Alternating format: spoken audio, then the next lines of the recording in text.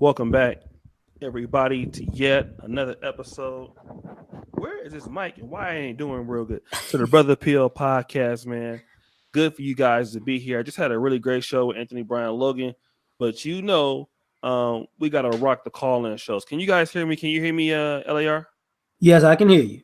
All right, cool. So, guys, thank you for again supporting Black Male Media, the Brother Pill podcast. This is season 3. We've been doing this for 2 years. My name is O'Shea Duke Jackson, one half of the almighty tandem of the Brother Pill podcast. You can find my main channel, O'Shea Duke Jackson, and this channel is O'Shea Vlogcast channel. So I definitely appreciate you. And then I'm gonna let my brother LAR Movement, the other half, introduce himself, and then we'll get right into it. LAR Movement.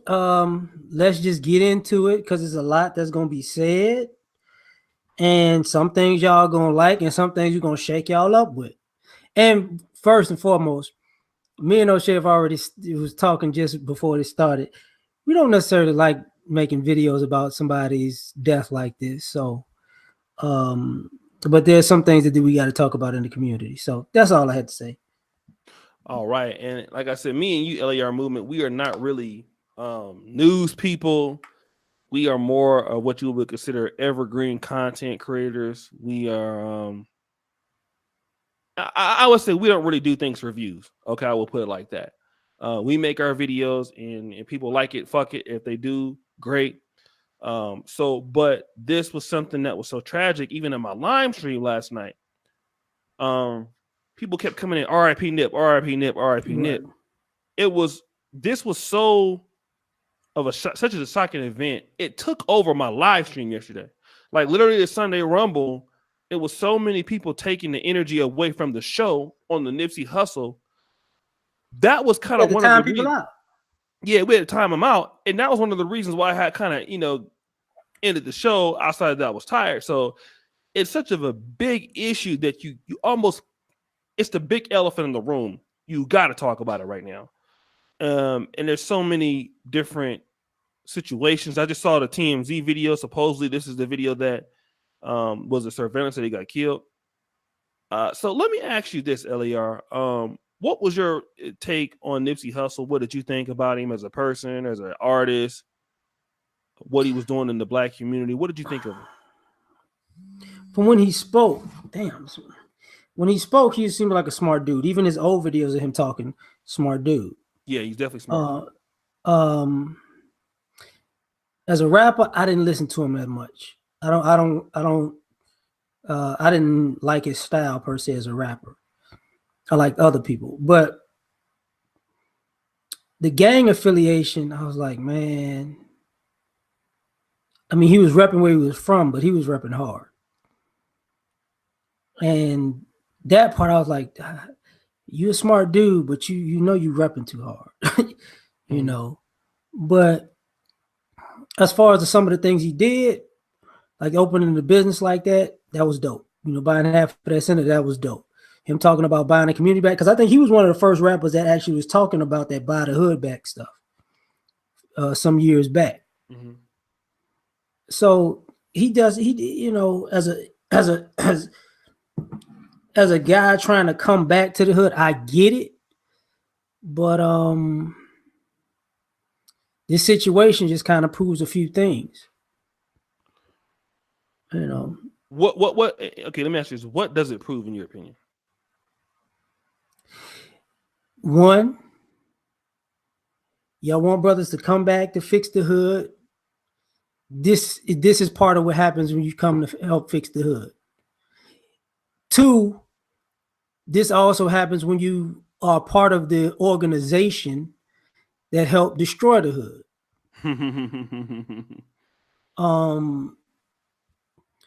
Three, and I don't, how can I say this? You can't be 1 foot in and 1 foot out of street life, because people are going to try you based on your street reputation or affiliations. Mm-hmm. Because that's what it looked like to me. You know what I'm saying? Because I doubt he was active. But since he repped his hood so much, it really don't matter if it was a rival or just a guy in a life. It's just one of those things where he's got to be a gangster, so I'm gonna handle this like a gangster instead of talk to the guy. You know what I'm saying? So this whole situation is like, you know, when y'all get mad at brothers, oh man, they made a little money and they left the hood. This is why. You know, and for all the brothers who out there, you know, who used to be in the life or who in the life or who want brothers to come back who've never been in the life, this is part of the reason why they come back and visit, but they don't live there. Because, like, you know, I said this earlier when T.I. was talking about, you know, this is on your watch when a girl got beat up in Dallas. With all the gangsters, this is on your watch. You need to stand up. Stuff like this is on the gangsters' watch too. Okay. You know what I'm saying? So if we're gonna say these guys protect the neighborhood and they down for the neighborhood, the way this whole situation happened, this is on the gangsters' watch. You know, if it's not, it was like broad daylight, wasn't it? It was definitely broad daylight. Yes. So you know, it is what it is, man. Let me kind of get to your point.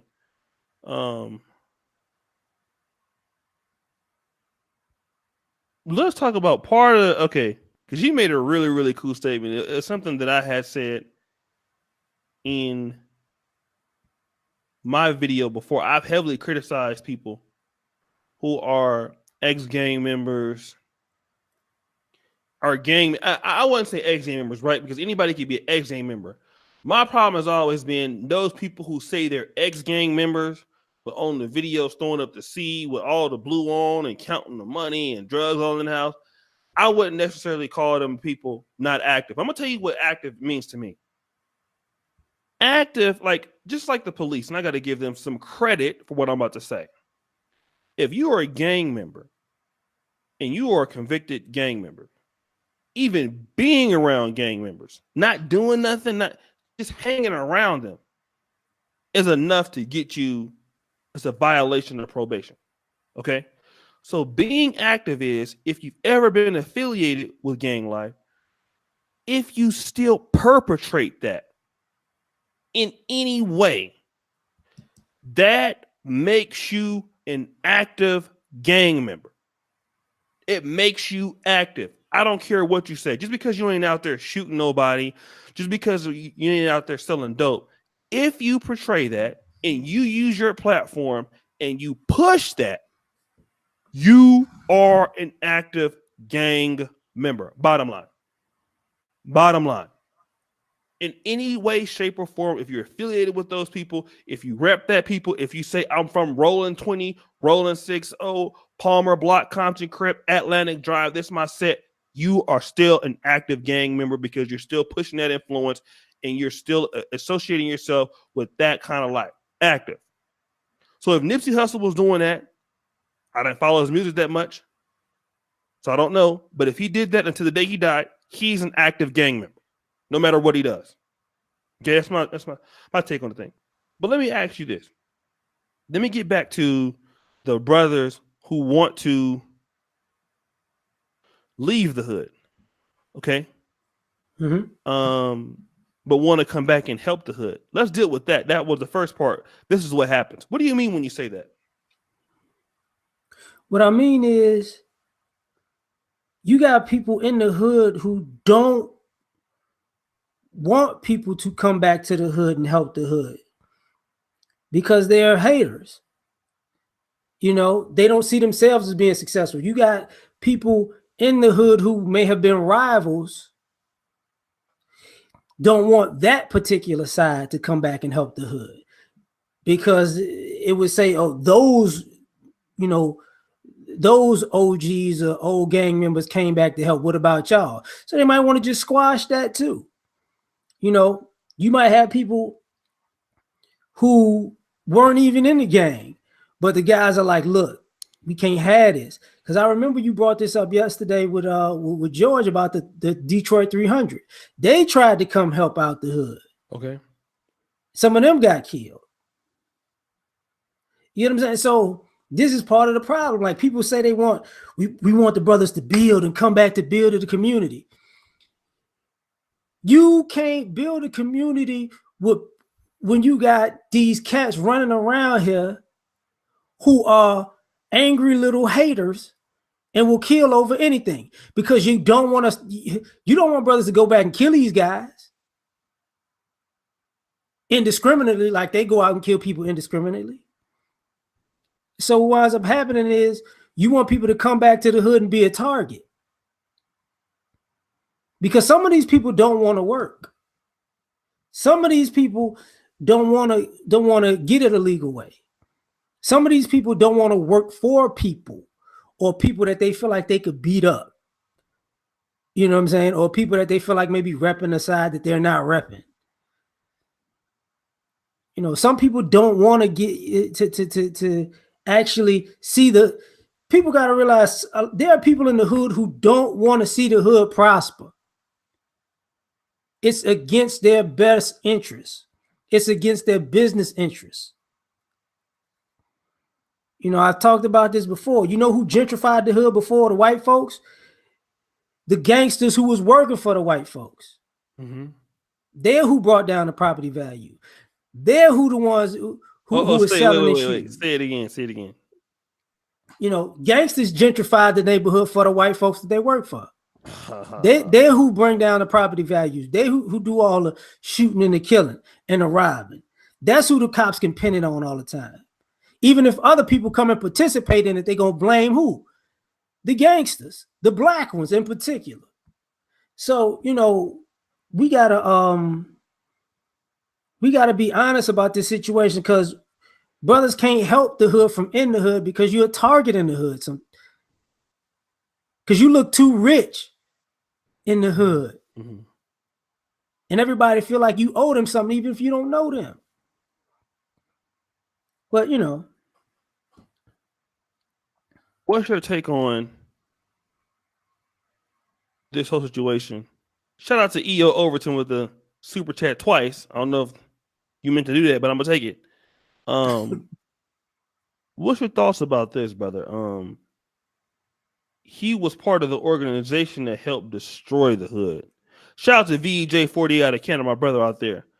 What do you think about? I mean, I know you're talking about that, but he was a Rolling 60s Crip, right? And Rolling 60s are the most dominant, probably most feared. They are the most feared LA street gang, period. You know, you got Rolling 60s, and then in Compton, you got Santana Block, Compton Crip. You know, you got the 8-Tray Gangster Crips are enemies that are rolling East Coast Crips, but really Rolling 60s is really like top of the food chain. Yes, definitely. Always been that way. What do you mean when you say that he was part of the organization that helped destroy the hood? Gangs help destroy the hood. Let's not, you know, and like I said, I don't know LA and West Coast gangs like that. But I know gangs because of Chicago. And one of the things that Chicago gangs and LA gangs have in common is they kind of started as offshoots from the Panthers that went rogue, basically. So the same gangs are the same ones. That's the same gang that did drive-bys. That's the same gang that killed numerous people. That's the same gang that was in pimping. That's the same gang that was, you know, that was in the Muslim folks. That's the same gang that would have quote unquote shootouts. That's the same type of gang that had people back in the day getting their damn houses ran in through by tanks in the 80s. Mm-hmm.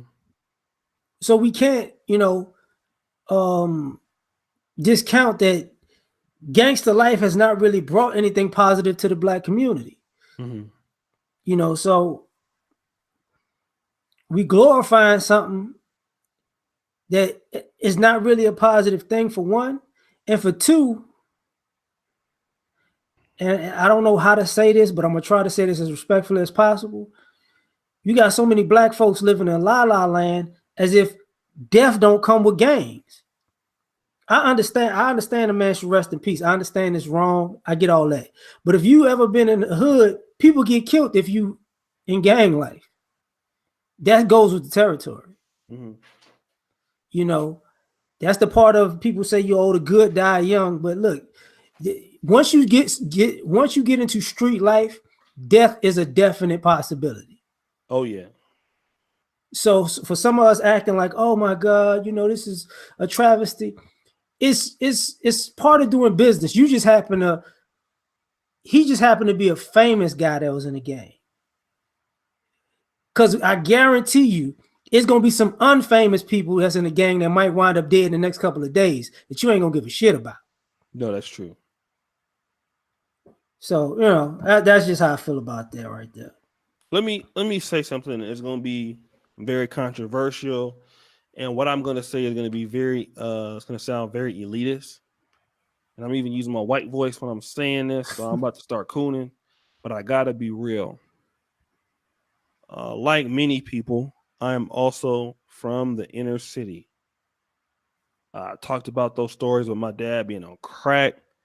You know, I grew up part of my life in Southside Compton. You know, my family is from the Southside Crips, and then the other part is Southside Atlantic Drive Compton Crip, but this is the same Crip car. I grew up partly in Sacramento, for the most part in Del Paso Heights Bloods. You know, May Street Pyru, Elm Street Pyru, all of those things, right? Mm-hmm. But I gotta say this, and see, here's the difference between somebody like me coming back to the hood, doing something positive, and a person like Nipsey Hussle. I'm never going to be fucking around hanging out with hood niggas. See, that's one thing, and I gotta be honest that dudes who are collegiately educated, for the most part, you know, as you start to matriculate through college and professional life, if you're not doing what I'm doing, I don't really have no time for you. I really don't. In my circle, nigga, we not kicking it, nigga. We not drinking. We not gonna be like all the guys that I deal with, even on my channel, guys who moderate for me, guys who come on my channel, for the most part, all these guys are gainfully employed. They're doing something, you know, we talking about something, doing something like that. Nigga, I mean, we might be from the same place, and I might love you, crazy about you. Yeah, we went to school together. Oh, what's up, my nigga? But nigga, I'm not gonna call you back.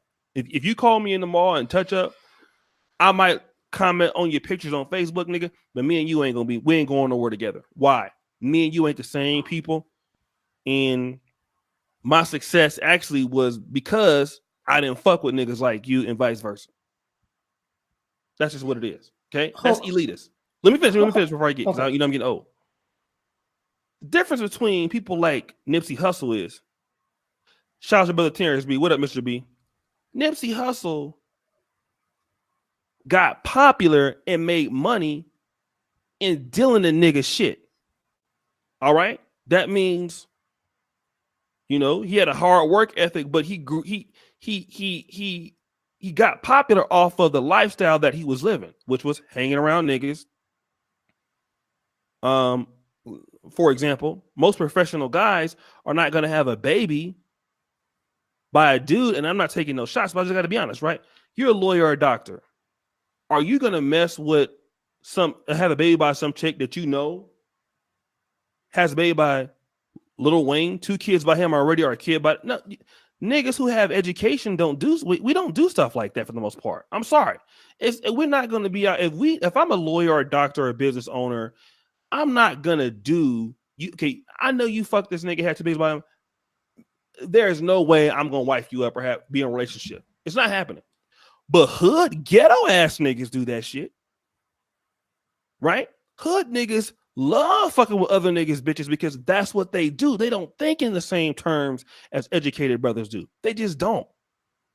Most niggas will never even give a chance to somebody like that to be around them like that on something that's serious. So you got to understand that while Nipsey Hussle is very smart and very talented, his mind, he still thinks like a street nigga. And he can never get away from that, right?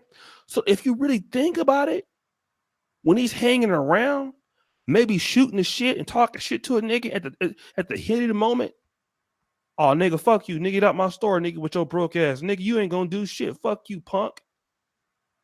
I'm just saying, if that happened, dude comes back and shoots you. Because again, hood niggas, though, no matter how much money you give them, and no matter how much success that you give them, they're still like that, and they still stick around with. It's almost like a person, man, that you know, remember Atlanta Falcons back in the day, they called it the run and shoot offense. Mm-hmm. You know, you live by the past, you die by the past, right? Mm-hmm. And the thing about these kind of brothers right here is that they never can get away from thinking like that. They're not even smart enough to know this is my downfall. And that's the difference between brothers who earn it during the educational route. We will never fuck with niggas like that. I'm sorry, and I'm not to me. And I'm a brother that believes that we need to work with black men on the other side.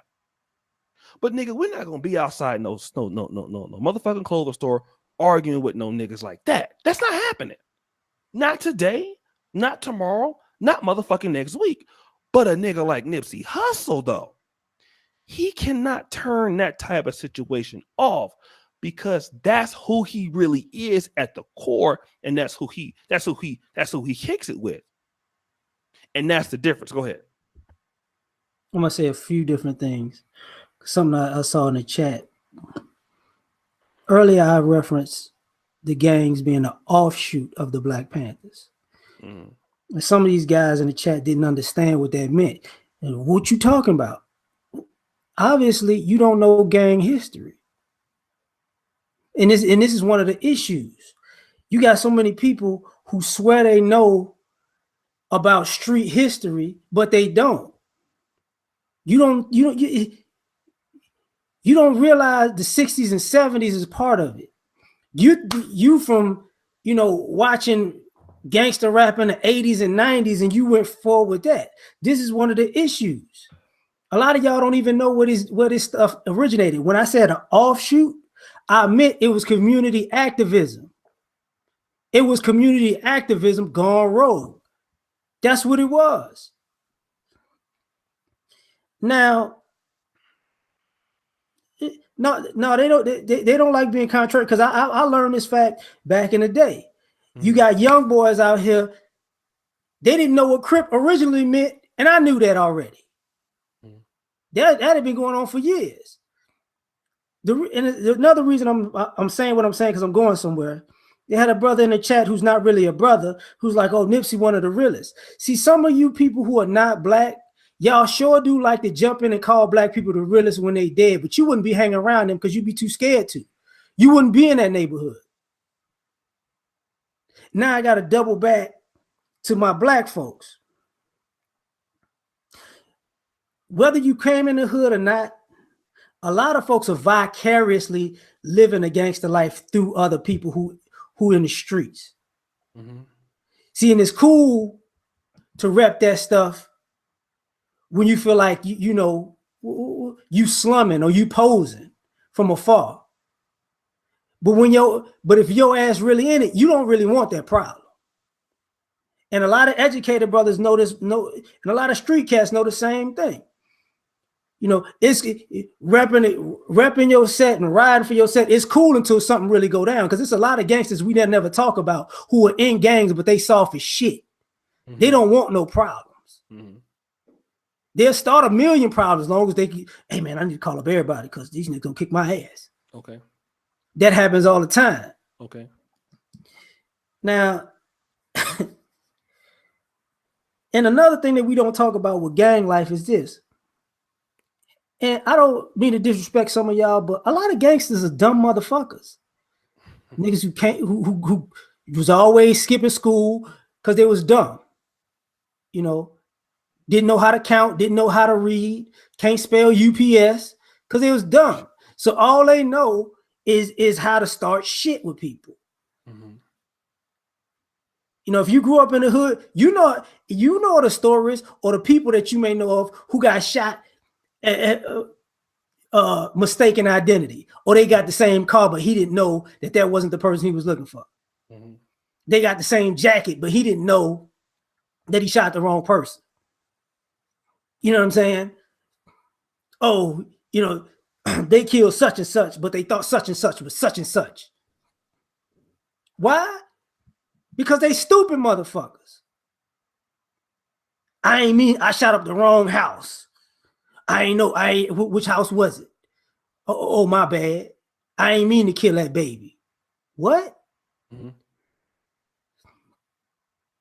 See, we don't want to acknowledge that gang life is treacherous life. Mm-hmm, mm-hmm. And you got dumb motherfuckers. Because I'm gonna tell you something. You gotta be a dumb motherfucker to go somewhere and then get mad and mm-hmm. fuck it, we gotta do this. Mm-hmm. This is the one thing I do not like about gang life and black gang life in particular. Mm-hmm. You bitch ass niggas. Mm-hmm. If Nipsey was a white rapper, his bitch ass wouldn't have done that. If Nipsey was a white rapper, he wouldn't have done that. Oh, you know what I'm saying? He wouldn't have, oh, bitch ass nigga. Then he kicked him. He kicked him twice after he shot him. See, people don't want to talk about that part. You know what I'm saying? A lot of these quote unquote hard dudes, they hard just like we say we hard with each other. It's another situation. Or he was hard with Nipsey. But here's the problem. What you just said is the problem. You kicked him after you shot him 6 times. Right. Now, the one credit I will give to Nipsey, and people was chuckling about this shit last year when he slapped the shit out that dude at the BET Awards. Mm-hmm. At least he'll put hands on you for disrespecting him. Your bitch ass shot him and then kicked him. Yeah. So it's obviously, the obvious problem is, you know, some of these guys we claim are so hard, they not hard, man. You know, and then and when it comes to consequences and repercussions for this, I can guarantee that same motherfucker gonna be sniffling, crying, begging, pleading, you know, first 48 ass nigga. He gonna be Tekashi 6ix9ine on steroids. My bad, bro. Let me say this, man. I've been critical of Nipsey Hussle before, so I'm not gonna just play the role like I wasn't critical of him before, because I have been. Nipsey Hussle was on an airplane about a few years ago, and basically he had his music up like real loud, and one of the passengers was like, white passenger was like, excuse me, bro, can you close, hey, can you cut your, your music down, right? Mm-hmm. Instead of Nipsey saying, okay, well, I know my music is loud and whatever, he took a picture of the situation and put it on Instagram. Yeah, you know what I'm saying, this cracker try to tell me to you know what I'm saying, put my motherfucking music down. I told him, I'll slap the shit out your ass, motherfucker. Don't you ever tell me to turn my shit down. I do what the fuck I want to do. That's what he put on the Instagram thing. I made a video bashing that type of behavior, right? That kind of attitude, because I mean, obviously, bro, like, listen, you're a smart guy. Nobody gonna take your hard work away from you and the things that you were very good at, because we would be lying to saying that Nipsey Hussle is not or was not a very talented and bright guy. A lot of people in that neighborhood was eating. A lot of people. I mean, he was a guy that really was so talented, he didn't have to really fuck with none of them. Again, situation, he slapped the guy at the BET Awards. I mean, so you just imagine that same type of energy was how he was, right? Right.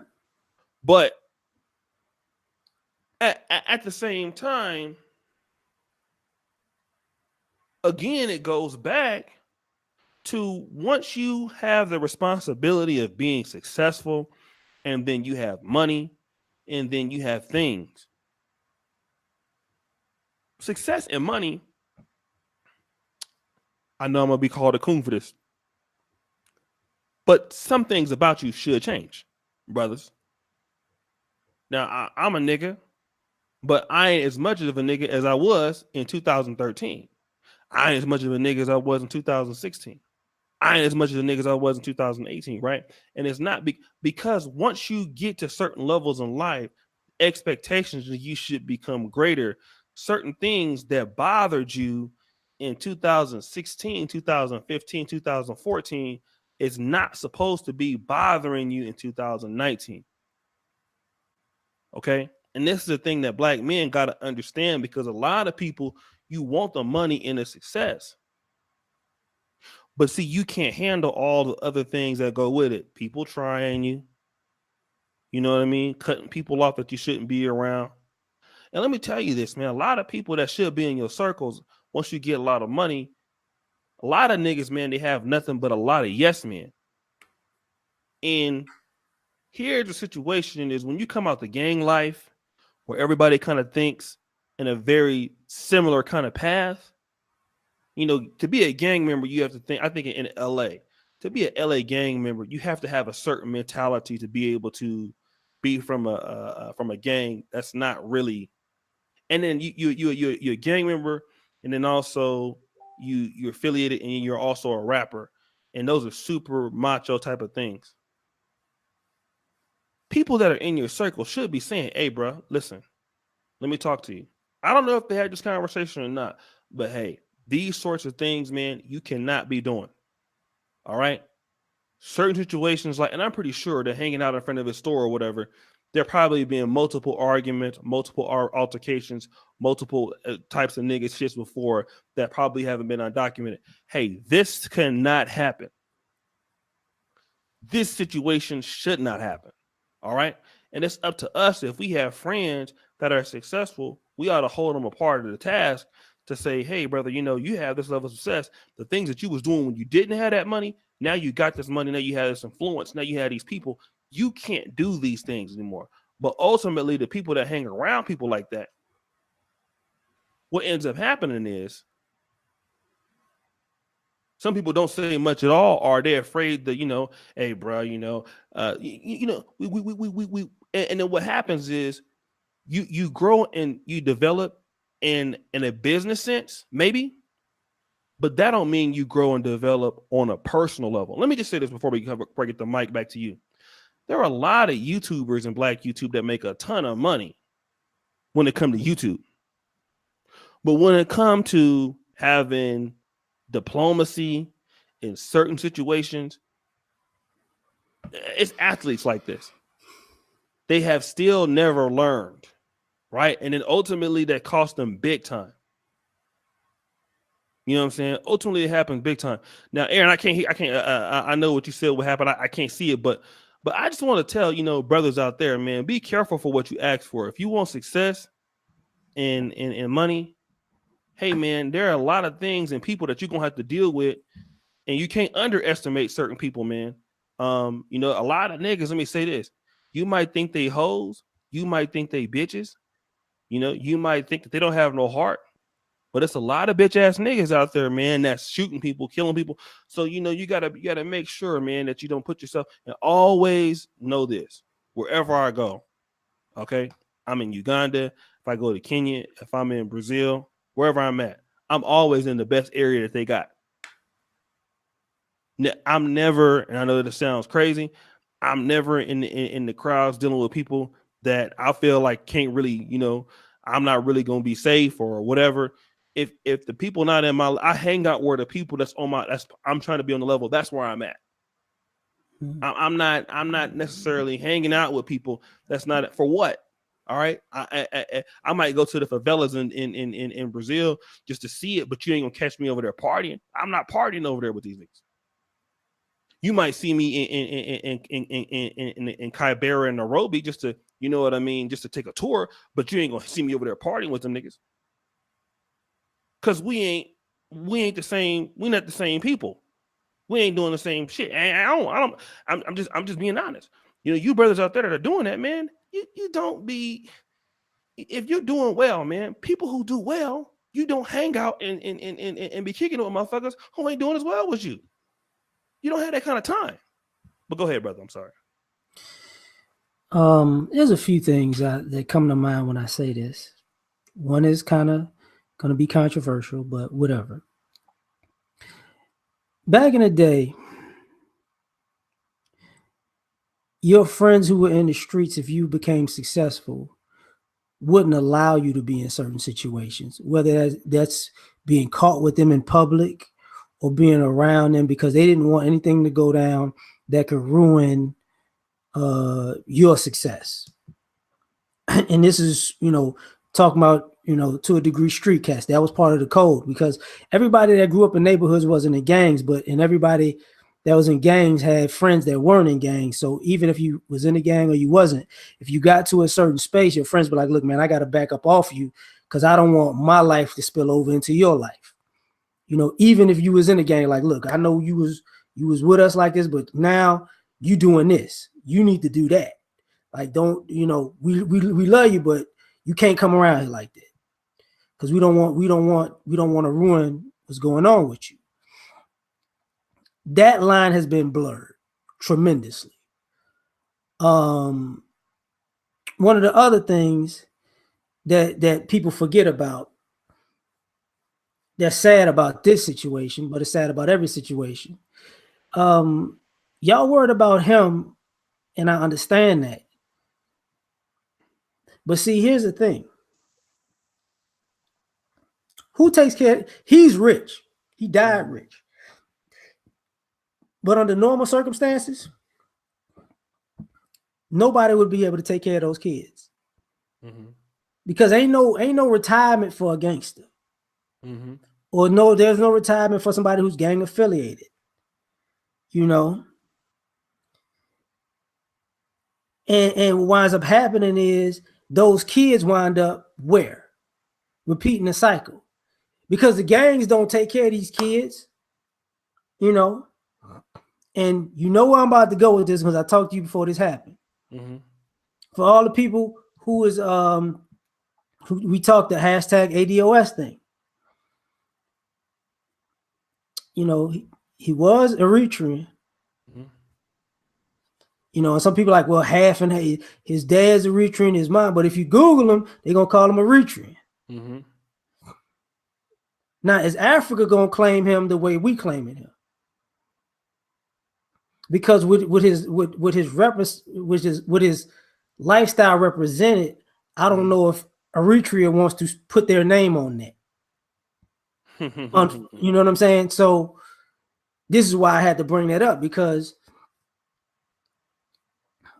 that's the issue that some of us forget to talk about. We got people who get in the Black experience and kind of take it too far, because this is an issue. Also, and this is messed up because I gotta say this, and this falls in with Nipsey and a lot of other brothers. The good things he did get overshadowed by his past, right, his affiliations, and how he died. You see, when they did the whole little the interview of him when he first opened the place, and that was a dope interview about him, coming back. He used to sell his CDs out on the corner, and now he bought half of the business area. That was a dope interview. That's the American dream come to fruition to a degree. Mm-hmm. What's going to overshadow that is how he died. Because see, we don't, truth be told, we don't love a brother till he dead. So now he's important. Now it's like, yo, man, Nipsey was a real dude. Yeah, you can say that. I mean, but here's the problem. When a real dude was doing positive, he actually got killed, even with his affiliations, in the midst of doing something positive for the community. I mean, what we talking about here? You know, so what is really going on? And just like some of the guys who may be quote unquote street or in the street life, and I've seen some of the things in the comment section. Don't speak on this. Don't speak on that. Here's the issue with y'all. Some of y'all guys who always are hood and quote unquote street and quote unquote gang affiliated. It's two things I know for sure. One, if you really from the hood and you really like that, you know good and goddamn well you shouldn't talk to every man like you gonna just out be because you're a gangster, you gonna get at him. Because that's not true. Because a lot of gangsters got their ass whipped and got the shit kicked out of them because they wanted to bully everybody. That's a known fact. And two, and I know people like this, you know, the gangster life can't be trusted, especially black gangster life, because how many people you know who shot up and mangled and who in wheelchairs and who got bullet holes and who got one lung and shit like that? Now that they can't put in work, does the gang really care about them like that? You know, I know guys who sitting around like shot up like old vets. There ain't no VA for them. Mm-hmm. And even the brothers that was in gangs with them, they didn't moved on, lived their life. They may go back and visit them a time or two, may bring them some weed, may smoke with them, take 2 pictures, but them brothers on their own. You know, so this whole situation screams of fuckery. You know, and this is the issue with quote unquote what happens when you push street life into music. You know, gang ain't got shit to do with the songs you make. You put that in there. Mm-hmm. You know, the gangster image ain't got shit to do with that. And people take that image everywhere. Everywhere. This is why back in the day, certain people will go to certain places and get fucked up, even rappers. Because you took that mentality everywhere you went, and you thought because you was from this place, you was the hardest thing smoking, and you went somewhere else starting shit, and you got your ass handed to you. And we got to think about that, man. And I'm not really talking about Nipsey on this part because the dude that did it, he had that mentality. I'm gonna go over here, and I'm gonna, you know what I'm saying, I'm gonna run this guy, and if I can't run him, I'm gonna kill him. Okay. Okay, go ahead. I'm sorry. No, I'm done, bro. Let me just say this. I took some time to listen to Aaron Ferris sent me the clip. And guys, do me a favor. The phone numbers are available for the call-in show. There will be nobody else joining the panel. So you can call in though, 646-668-2519. I'm tired of you niggas in panels, all right? Because that throws off the brother pill. The brother pill is not the Sunday Rumble. So, you know, me and LAR is talented enough on this motherfucking mic. All right. Not to be talking to you niggas all motherfucking day. So I want to say this. I heard the situation. I heard this, right? If this is the case, this definitely proves my point of why dudes who've been in X street lives and gangs have no business in black communities doing anything. All right. This is what I'm gonna tell you.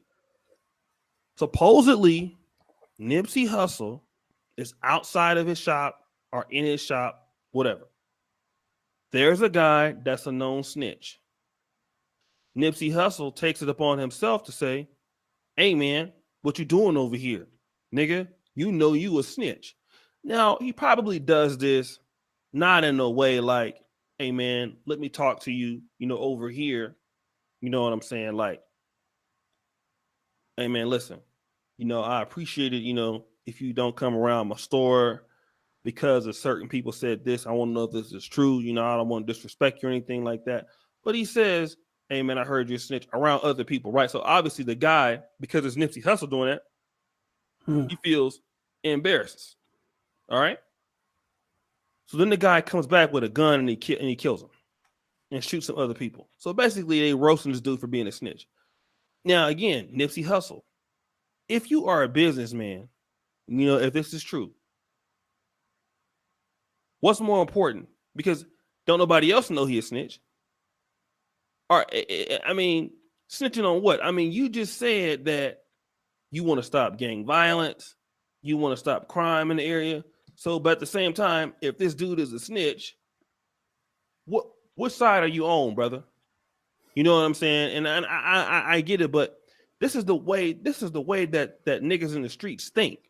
Okay, you supposed to be a business person. If I'm there, number one, I'm not out there hanging out in front of my store and telling niggas who snitched or whoever else not to come around my store. I'm only gonna tell you don't come around my store if you ain't got no money.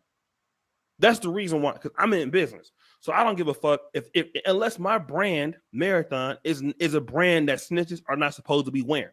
I don't know if he ever said that, but if he didn't say that, then if you got money, you can come in and shop. But again, though, he doesn't think like this. He thinks like a nigga. In his mind, he's thinking, oh no, nigga, you don't need to be around my shit. You a motherfucking snitch. He goes and deals with his hood gangster mind over the entrepreneurial mind. And again, a guy like Nipsey Hussle, he can't help himself. Because see, that's how he thinks. And a lot of niggas that come from the hood and say they not in the hood no more, most hood niggas, even if they're not in that life, they don't respect streets. They still have those same ethics and codes of gangsters. So then you want to call a nigga out, and then then you lose your life over that. See, this is exactly why niggas who are in, I'm gonna say it again, niggas who are in those kind of street lives and shit, they don't need to be doing nothing. Okay, I'll give money. I might own the business, but I'm not hanging out. But again, he feeling himself too, though, because then he underestimates this dude. Oh, nigga, I'm going to embarrass you in front of, because being a man would have been like, all right, brother, let me talk to you on the side, and this is what's gonna happen. You know what I mean? Like, bro, listen, if you do me a solid, man, I think it's a little bit dangerous for you to come around here, man, based off what some people said. You know what I mean? I don't want to see it happen to you. And then, but see, Nipsey Hussle's intention was not to make him feel like that. It was to make him feel like shit for being a snitch. And also, the calls queue is open, guys. It's open right now. Call the number 646-666-2519. Go ahead, LER. I know you want to jump in. That's what you heard. I'm just going to use that analogy for a second. Say if that's the case, here's the problem. If you are in that life, or you ever been in that life, it's somebody, and somebody prominent calls you a snitch publicly in front of other people who are in that life too. The response to come back and kill him or try to kill him is on the table. Oh, definitely. So at that particular point, you got to understand, like, if you say that publicly, even if it's true, if that was the case and it's true, it's like, dude, Nipsey Hussle just called you a snitch in front of because people forget, man, gangsters gossip like bitches. So that shit would have went viral in their world fast. So if that was the case and that's his mentality, yeah, he might come back and shoot. Because ultimately, when you say that to a person, see, back in the day, he probably would have stole on them right then in front of everybody. Because once you said, I'm not letting that slide. But nowadays, guys don't they don't have the heart to actually get in a fight anyways. So the I'm gonna leave and I'm gonna come right back with a gun. That mentality been prevalent for at least 20 years now. I've heard that so many times. I'm gonna be right back.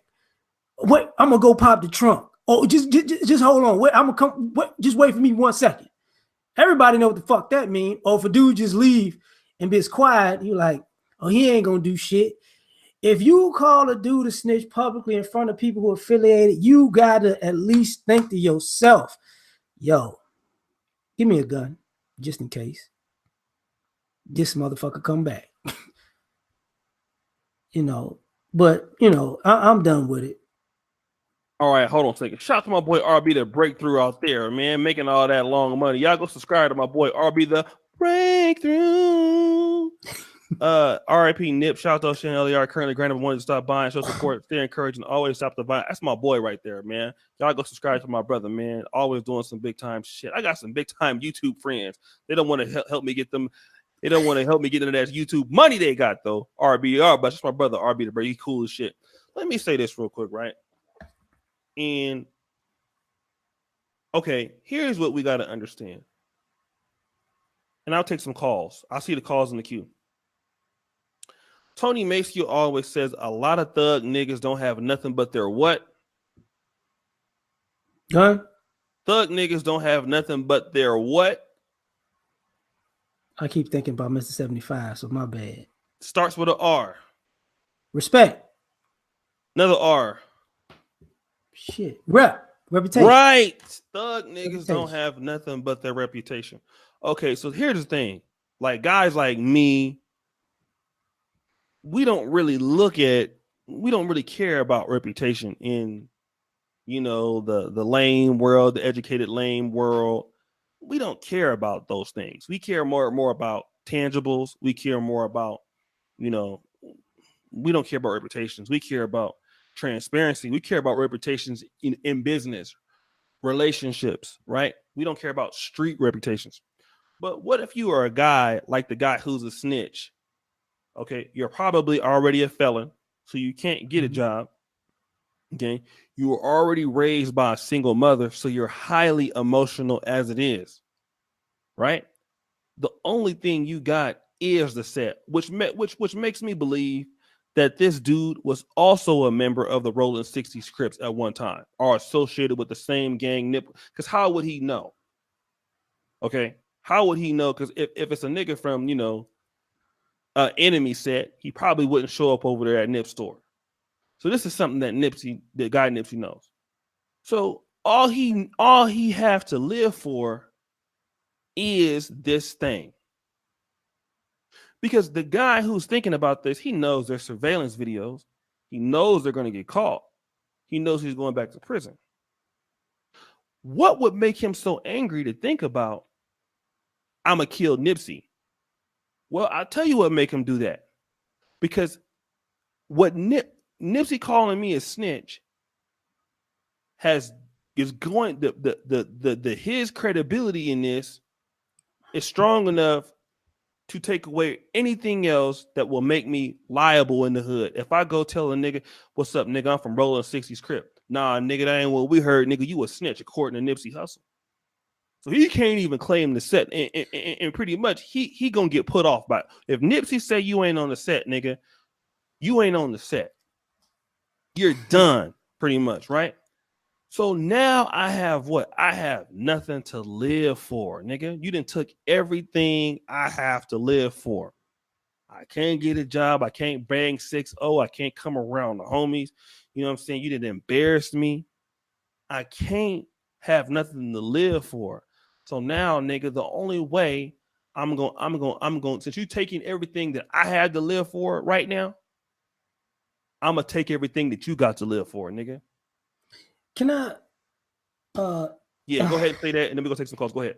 Okay. Go ahead. You got this is the one thing about snitching in street life. Mm-hmm. Everybody tells, by the way. Mm-hmm. Most of these motherfuckers tell. But here's the thing. You might have a guy be labeled a snitch because a guy who's actually a snitch is throwing you off the scent.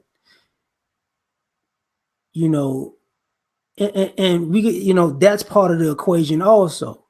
Well, the guy could have been a snitch, but the guy could have actually not been a snitch, and somebody who is a snitch called him a snitch, and they believed him, his word, over the guy who wasn't. Okay. You know, and this happens. So, you know, I'm using it as an example, as a proxy that, you know, people forget about stuff like that. Because in the hood, when you label somebody as a snitch, oh, he done. But you know, a lot of people nowadays work in tandem. So the person you can call in a snitch may not necessarily be the snitch.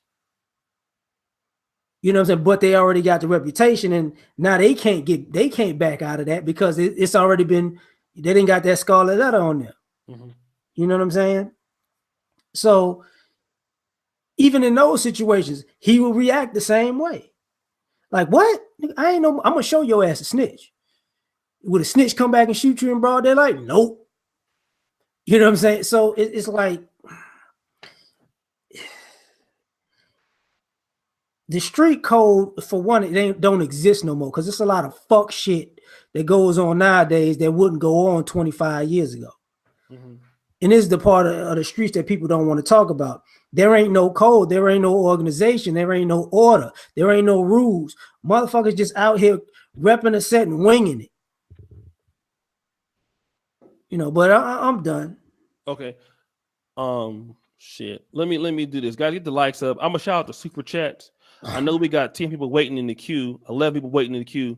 So call the number, guys, 646-668-2519. I'm gonna definitely fix this issue so LAR can talk directly to the callers before the end of this week. All right. So we're gonna do that. But call in 646-668-2519. Let me go ahead and thank you. Let me shout out to the people that super chatting real quick, man, because you guys holding the show down. Thank you for fueling the brother pill. All right. Let me go ahead again and shout out some of the brothers out here. Wayman Green, collard green hot pocket with extra government cheese, 6-pack, 5281 good show. Robert Benjamin, $5. Trucker Storm, did hood rap contribute to gang life? If so, by what percentage? Josh Quick, gotta leave the hood when you're successful. Real brother waiting for an invite, nigga, not today. Michael Mayweather, I've been trying to email you on the other shows, nigga. You don't be responding. Dude's too concerned about keeping it real. Thank you, Terrence B, $1. Doggy Dog, $1. VJ 48. Again, all you brothers holding us down on the super chats, man. Thank you for supporting Black Male Media. All right, if you want to support, you can always like the video. You put the super chat in there, and we'll answer the question. But let's go ahead to the first caller, which is 662-440. You on the air with the brother. What's going on, brother O'Shea? What's going on, LAR? We'll start off saying that it's real deal from the chat, man. I had to call back and say a few more words. Okay, what's going on, bro? One thing I wanted to address, man, is about a lot of these rappers, quote unquote, going back to the neighborhood or trying to go back to the neighborhood and appear like they're real or whatever it is. One thing that baffles me about them is, dude, you are a millionaire or at least you got 6 figures. No matter how you try to fix it or shape it, you can't really relate to a dude that's starving who has to still get out on a corner, even if you've done it before. But somebody that's currently having to get out on a corner, sell the dope, run from the police, they getting locked up, they don't know how they're going to make commissary. When they go to jail, they're actually in population. When you go to jail, you in segregation because you're getting protected because you're a quote unquote celebrity now. They having to sleep with Bone Quisha with the fat butt. You got the privilege of sleeping with the sexy Laura's because your money has came up. So how is it that, of course, I mean, and then also when you compare that with the fact that a lot of Black people suffer from self-hatred to begin with, how do you think somebody that's standing next to you starving is going to be happy to see you coming, talking about you got $400,000 around your neck, and you just over here visiting now, but he stayed there for real. Mm-hmm. But see, you leave in a few hours or a few minutes, you go back to Beverly Hills or you go back to Buckhead in Atlanta, and you live a nice life. He's still there, but you came around with your camera crew to portray an image of I'm still keeping it real. But your kids go to private school. His kids go to public school. Mm-hmm. How are you and these people on the same level? Now, you may have some things that you identify with, but at the end of the day, dude, like, come on, man, y'all ain't on the same level. That's why, like, when I listen to a lot of these rappers, and I be looking at a lot of Negroes, like, damn, man, Negroes are really stupid. You really rally up and get behind these rappers, and you really feel that they feel your pain. How can they feel your pain when you eat bologna every day? They eat fettuccine and everything else. Like, you'll literally sit there and listen to a rapper, not against T.I., but you'll listen to a rapper like T.I. say, man, you shouldn't be wearing Gucci, but the man sat up and told you he spent $1.5 million faithfully on Gucci before he saw that Gucci mask. He didn't say he spent $1.5 million to quote unquote help you Negroes out that don't have no guidance. He said he spent that $1.5 million on Gucci outfits.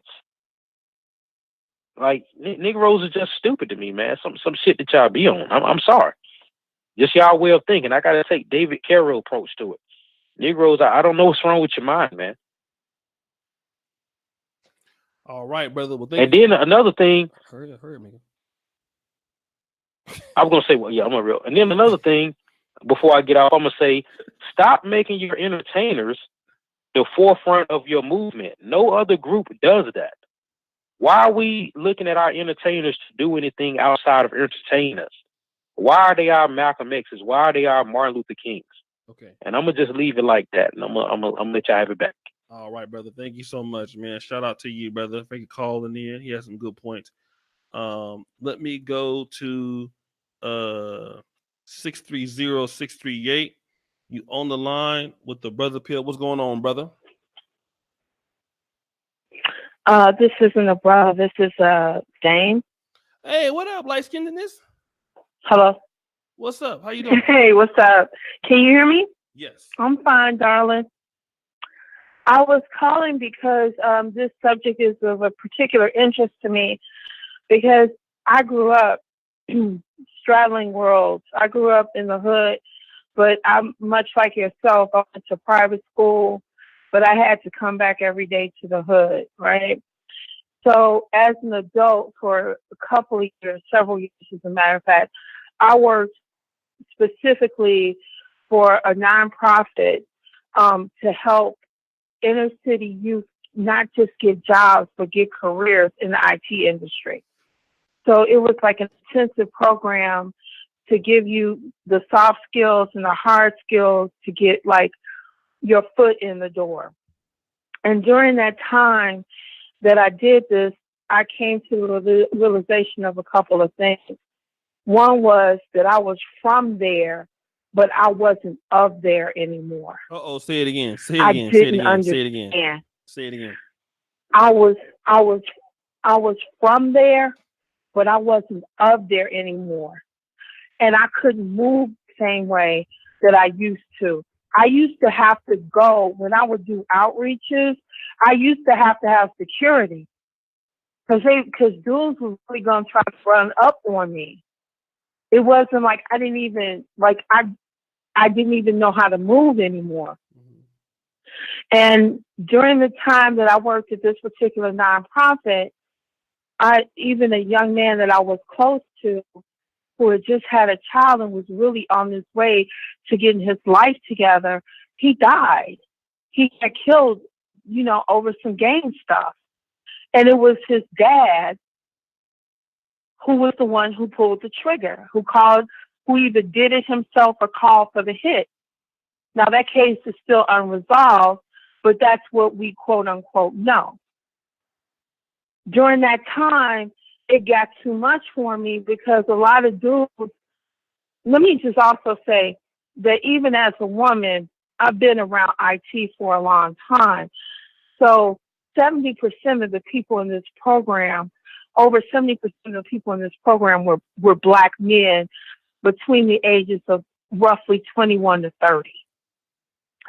We even tried to develop entrepreneurial skill sets for the brothers who had been in jail.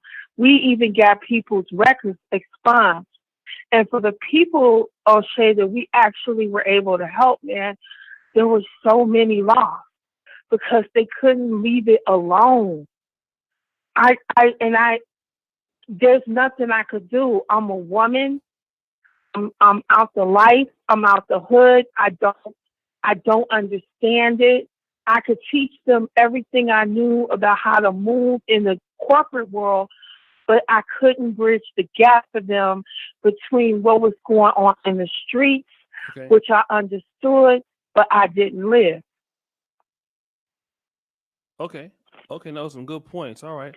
And shout out Jane for calling. I'm gonna come back to you. Let me take one more call, and then we'll go a few more calls here. Let me go to let me see if we can get to 707. You on the air with the Brother Pill. What's going on? Hi, can you hear me? Yes, we can. Can you hear me okay? Yes, we can. Okay. My name is Dawn. Okay. Hi. My name is Dawn. I'm a Black woman. I'm a small business owner. Okay. I own a flooring company. And I would purchase my supplies from a Black-owned business in a heartbeat if I knew of one. But so far, I have to go to like Home Depot, Lumber Liquidators. So I just wanted to shout that out. If maybe there was a list of maybe Black-owned business owners that we can look up and go to and help support. So that's just an idea. I just wanted to throw it out there. Okay. I want to let you know that I'm from Oakland, California. I was raised in a family of the original Black Panthers. Okay. I just want to let you know that my mother went to McClymonds High School with Angela Davis, the Soledad brothers, the Pointer Sisters, and a whole lot of other people that came from Oakland, California. They did not carry guns in the beginning. They somehow later on. Okay, let me cut you started. Off. Hello. I'm sorry. Yeah, I know you're gonna give us some information, but I want to know how this relates to the topic tonight. Okay, what's the topic again? Business? No.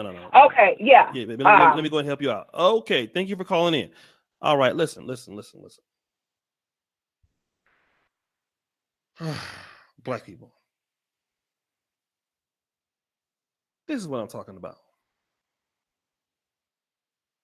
How do you not know what the name of the show is? You hear the call-in number, and you call in talking about, these niggas just want to do whatever they want to do. Y'all got to stop this. This is 2019. What is wrong with y'all? I don't want to be mean to the lady because she sounds like a nice lady. Okay, Hotep sister, make sure you call back in with the right topic, baby. Did Nipsey Hussle die for being loyal to the hood? Because you sound like somebody. You sound like you could be my auntie. God bless you. All right, but I need you to get it. I need you to get it right now. I need you Black people to get it together today. Don't call in giving us no damn Black history lessons. That's not about the goddamn show. This is not Black Panther Mondays. Hallelujah. Okay, stop trying to beat the motherfucking system, and you niggas calling on the right topic. Hallelujah. Ooh, I feel the spirit. Let me go to 440. All right. What's up, O'Shea? What's up, Nick? What's going on, brother? What's going on? Hey, man, I got a lot to say about this. I'm trying to say that real quick. Nick, I can't let you do that, brother, because your phone is too muffled, brother. I couldn't do it. You hurt my ears. You need to call in from a different number, brother. That number right there is not going to do it. It's too much smog in that phone, brother. I'm sorry. I Hotep, God bless you. 347-785. You on the air. Hey, what's going on, O'Shea? What's going on, brother? What's going on? Not much, man. So, you did Nipsey Hussle die for being loyal to the hood? I want to say he did not die for being loyal to the hood. He died because of his association to the hood. Okay. And, when you live in that lifestyle, you got to know. Every gangster down in the deepest heart of hearts know that, yeah, you about that street life. There's only one way out. It's either you get out early, but you're still going to have to look over your shoulder, or you're going to die early. And the brother, he died at 33, which is very, very young. Mm-hmm. Very young. And it's a sad loss. I wanted to say one thing, and I don't mean no disrespect to nobody, but you cannot underestimate no man. Right. Because today's people and their mindset, you got phone gangsters, internet gangsters, and gift gangsters. I know you roast a lot of dudes, but you don't know if that man gonna come back and seek you out. I know cats roasting people publicly. When a man make a threat to you, that shit is for a lifetime. That's how I take it. If somebody threaten me, that's for a lifetime, because I don't know when you're gonna come back. So I take that very personally. And he roasted this dude, you know, if it's true, allegedly, you know, calling him a snitch. I mean, yeah, like you said, he's taking his rep from him. And I mean, what else you got to live for? Nothing. But you can't save everybody. That's my point of this call is you cannot save everybody. Every black person does not have the same mentality as you, and you don't know what kind of person you're dealing with. Because, I mean, yeah, they may look civil, but like I said, you can't underestimate somebody who's smaller than you, somebody who you may think is a chump. Because today's people, they always trying to build a what? A rep. Mm-hmm. A rep. So the brother, once you win, you win. That's it. You can't get out. You can't get out that life. It's always going to follow you. You put in work. Because to get in, you got to put in work.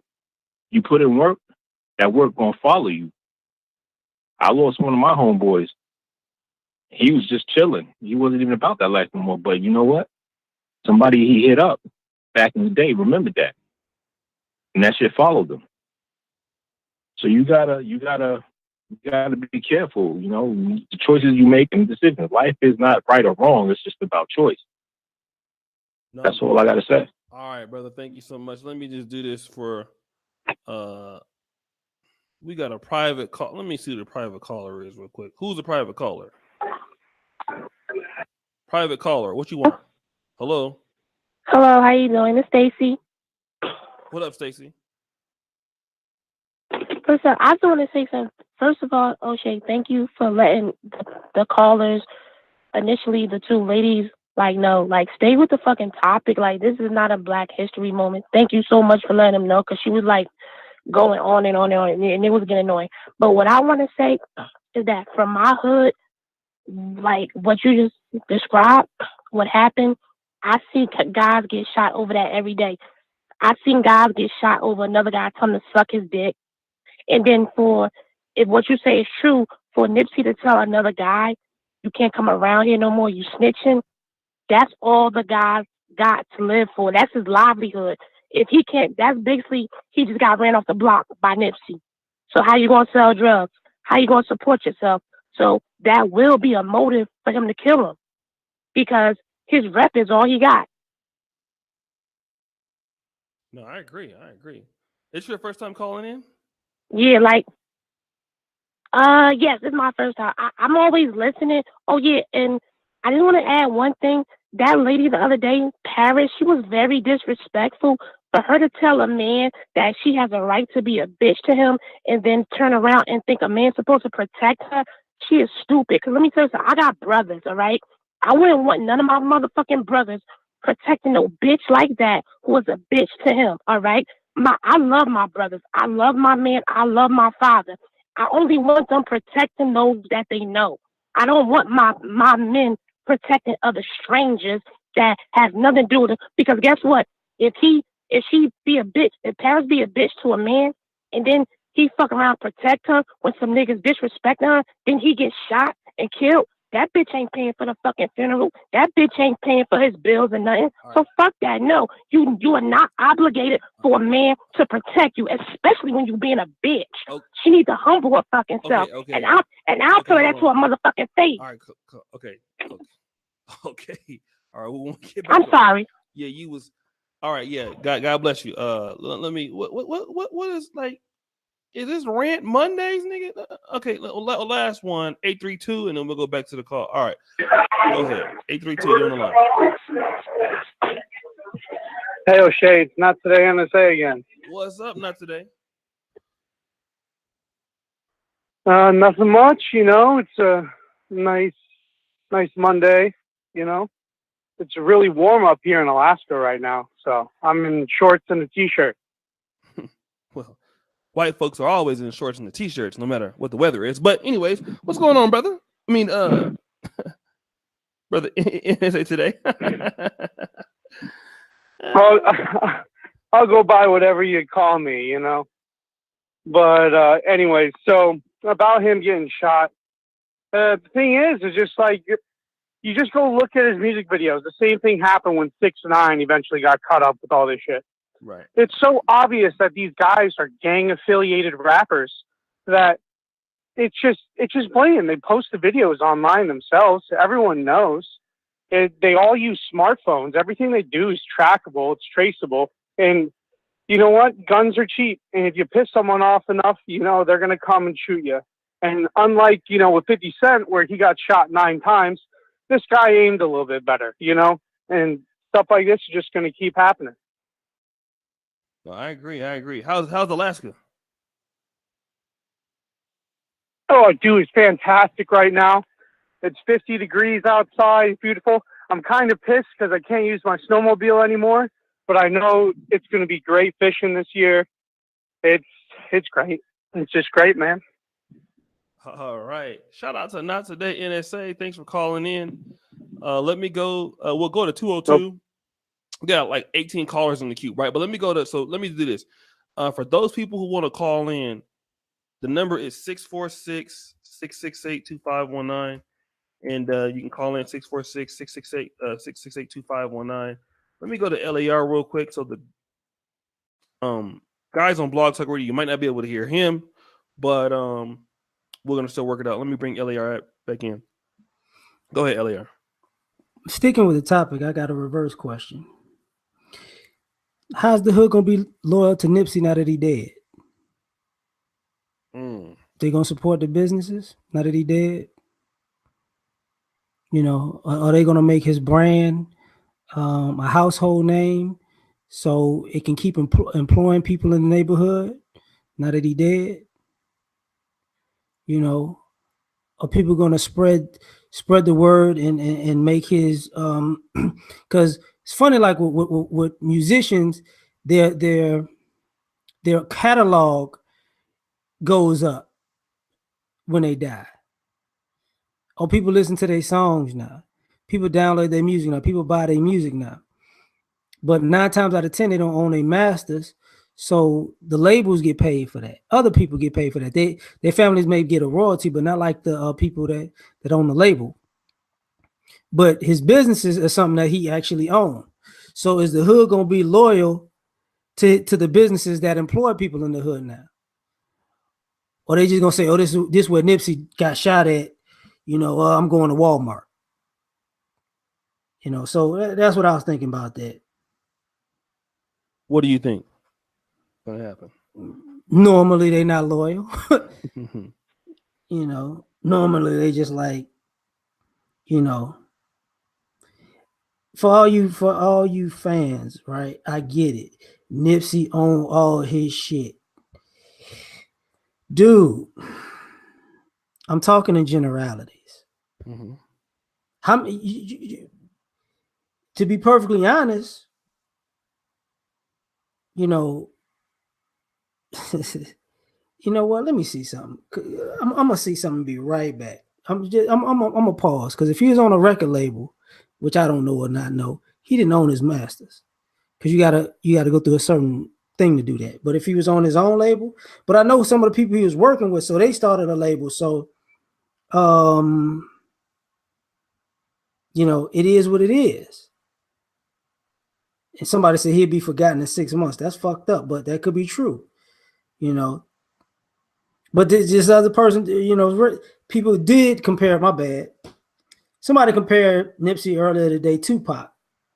Now they died in a similar circumstance, gang affiliated circumstance. But here's the issue. Pac died, 20 something years ago? Mm-hmm.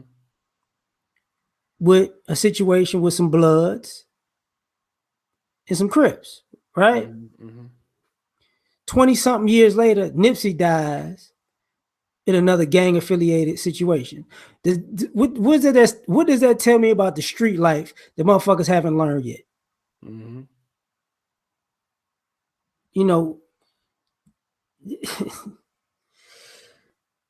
If obviously this shit ain't working.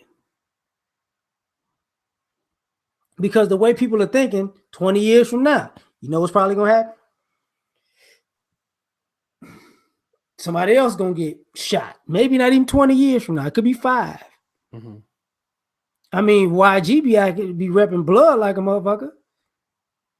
Does he have to get in an argument with somebody and then you oh man, this gang stuff? What does it take? Suge Knight is already in jail. Why? Because he was repping too hard. He had his reputation preceding him. He had to be, a gangster everywhere he went, or known as a gangster everywhere he went. But I don't give a shit if Tupac wasn't from LA. Did he die in a gang-related incident or not? That's what it is. And I'm gonna point to you, Will Lewis. Did he die in a gang-related incident or not? And this is the problem with some of y'all motherfuckers right now. Y'all want to make facts fiction and fiction facts. It don't fucking matter if he was born in fucking New York. He died in an incident that was related to gangbanging at the time. This is some real life shit that just went on. And I hate to say it like this, but some of y'all niggas live in a fucking movie. And this is what happens when y'all want to nitpick and live in a fucking movie, because it ain't your ass that got shot. It ain't your family that got to deal with this shit. It ain't your motherfucking neighborhood. But I guarantee you, when it hit your fucking house and doorstep, you're going to have a completely different tune. Because some of y'all niggas just live gangster shit through music. Y'all ain't never been around no gangster shit. Man, I'm done, man. Hold on a second. Y'all, let me just do this. My bad, y'all. I know, like, on the other side, I know Antonio Valentine, listen, we know you guys can't hear LAR through the thing, but that don't mean he ain't talking. So shout out to LAR on that last point, because that's definitely true. Let me do this real quick, man. 282 people here in the chat, 13 people disliking the video. But can we do it though, right?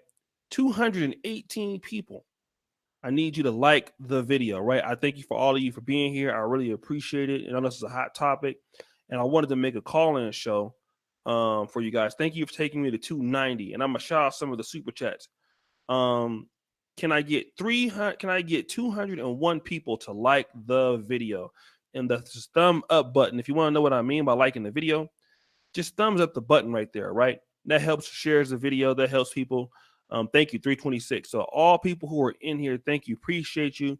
338. And, brothers, this is the black male, call-in show, the only black male call-in show that deals with black male issues in YouTube. So if you don't like the videos and support what we're doing, then again, we can't get, we can't ask anybody else. So the minimum, thank you so much for Linus for thinking. Thank you, 365. So let's continue, brothers and sisters. Brothers, really, it's the manosphere, right? Liking the video. Brother Dwayne, thank you so much for the $20. Let me go ahead to the calls and call in if you want to talk. 646-668-2519.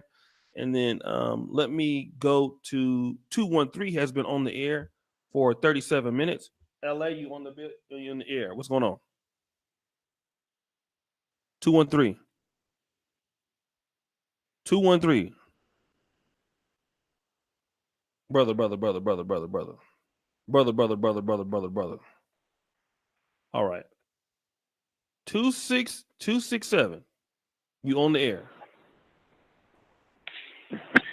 Hey, I just wanted to chime in on a conversation. To answer your question, I would say that he gave his life for what he believed in. I wouldn't necessarily say the hood, because when I say he gave his life for what he believed in, I think he had the same amount of conviction to the street life that he did to the work he did for the community. And from everything that I saw, the videos, the interviews that I've watched that he did, he seemed like he would have given his life for his community just as much as he did for the street stuff. So I'm a person, I'm a the glass half full type of person. So I try to look at the positive side of it. And my thing is, I'm not really hearing people talk about the work he did. You know what I'm saying? So everybody's talking about the street life and the gang affiliation, but nobody's really talking about his community activism, the work he did, his businesses that he established. And young people are listening to this conversation. We want them to aspire to do something positive, but we're only highlighting the street aspect of it. Like, this is opportunity for us as Black people to to talk about other people that are doing positive stuff in the community. I never even knew about the positive stuff that Nipsey was doing. So why are we as Black people not promoting more people in the community that are doing positive stuff, like that sister that came on and talked about her program? That's what we should be doing at this point, to encourage young people to look at the positive stuff that's happening in our community. I'm not saying the conversation about what happened should take place. I'm not saying that. But what I'm saying is, of all the people on YouTube, nobody is talking about the positive stuff that the brother did, and that's the thing I have an issue with. Well, I mean, to be fair, I don't know if you heard the earlier stream. We did praise him for a lot of the. Are you got navigation going on, brother, in the background? Is that Siri? Yeah, I'm a truck driver. Oh, okay. I mean, I agree with you saying, because I did give him credit for creating that STEM program. Again, not even the educated brothers that I know are creating stuff like that to the level that he was doing it. The brother was a genius, man. Like, I wouldn't even say he's very, very talented, very smart. But let me ask you this. When you said he gave his life, hey man, I can't necessarily say he gave his life, man. Somebody took his life. Give his life is like what Jesus did. You know what I mean? That's like giving your life. He had his life. Yeah. I have to agree with that. Yeah. But he comes across as the type of brother who would have been willing to give his life for his community. And maybe that's what I should have said. Okay. No. I thank you for that. Let me do this. Shout out to Philly in the building. Let's go to where is 213? Okay. Is that RBR Network? 213, you on the air. Is this RBR? Yes. Okay, I'm here. Can you hear me? Yes, we can. What's up, RBR? Yes, RBR. How can we help you, brother? Okay, man. Thank you for taking my call to begin with. Yeah, I think that we are 100% wrong about what happened with Nipsey. I think that these racist stereotypes that we buy into, that the 99% of Black people on YouTube buy into, yes, we buy into the stereotypes, but that doesn't mean that stereotypes are true. Do Black people capitalize off of hustling and stereotyping, being thugs and being gangsters? Yes, we do. But see, nobody was trying to kill the actor who played Tony Soprano. You see what I'm saying? Ain't nobody tried to kill Rocky and beat him up. So we can do media that is not true. It's fictional. It's entertainment. And we don't have to go to the club and you do. I talked to the old coach of the Supersonics, and he said he doesn't let his basketball players go out and play pickup games because niggas think they in the NBA because they playing with the NBA players. If you can keep this entertainment on wax or in the movies, then that's fine. But when you start trying to make it real life, that's the problem. So the problem is us buying into these stereotypes that are designed to destroy us and get us killed. Not that we really are Pookie and Ray Ray. It's a lie. It's not true. So let me ask you this, RBR. What do you think about the whole situation with Nipsey Hussle? What was your interpretation of what happened? You are in LA. What do you think about that? Okay, now as far as the actual incident that happened, yeah, I'm sure that somebody who doesn't define the word snitch told him that the guy was a snitch. And instead of saying, well, what do you mean by that? Who did he snitch on? He just assumed that if you say he's a snitch, and you're going to go up to him and call him a snitch. Ain't nobody no damn snitch. I mean, whether or not he was an informant for the FBI or the police or whatever the situation was, then that is something that had to be determined. But just to say, oh, that dude's a snitch, so you can get Nipsey Hussle killed, come on, man, that's foul. And what we should be telling everybody in the Black community is that, yes, that's what happened to Malcolm. The FBI is telling Elijah Muhammad one thing, and then they telling Malcolm another thing. So they pitting them against each other. So come on, people, we got to stop believing these lies. We have to look at the origin of these stereotypes. None of us on this panel, none of us in the chat room think that we're Pookie and Ray Ray, think that we're thugs or gangsters or from the hood or none of this nonsense. But yet the rest of the world does. And we think somebody else, because they Black, that we think Obama and Colin Powell are Pookie and Ray Ray. And we got to stop doing that. We got to stop buying into these stereotypes that are simply designed to destroy us.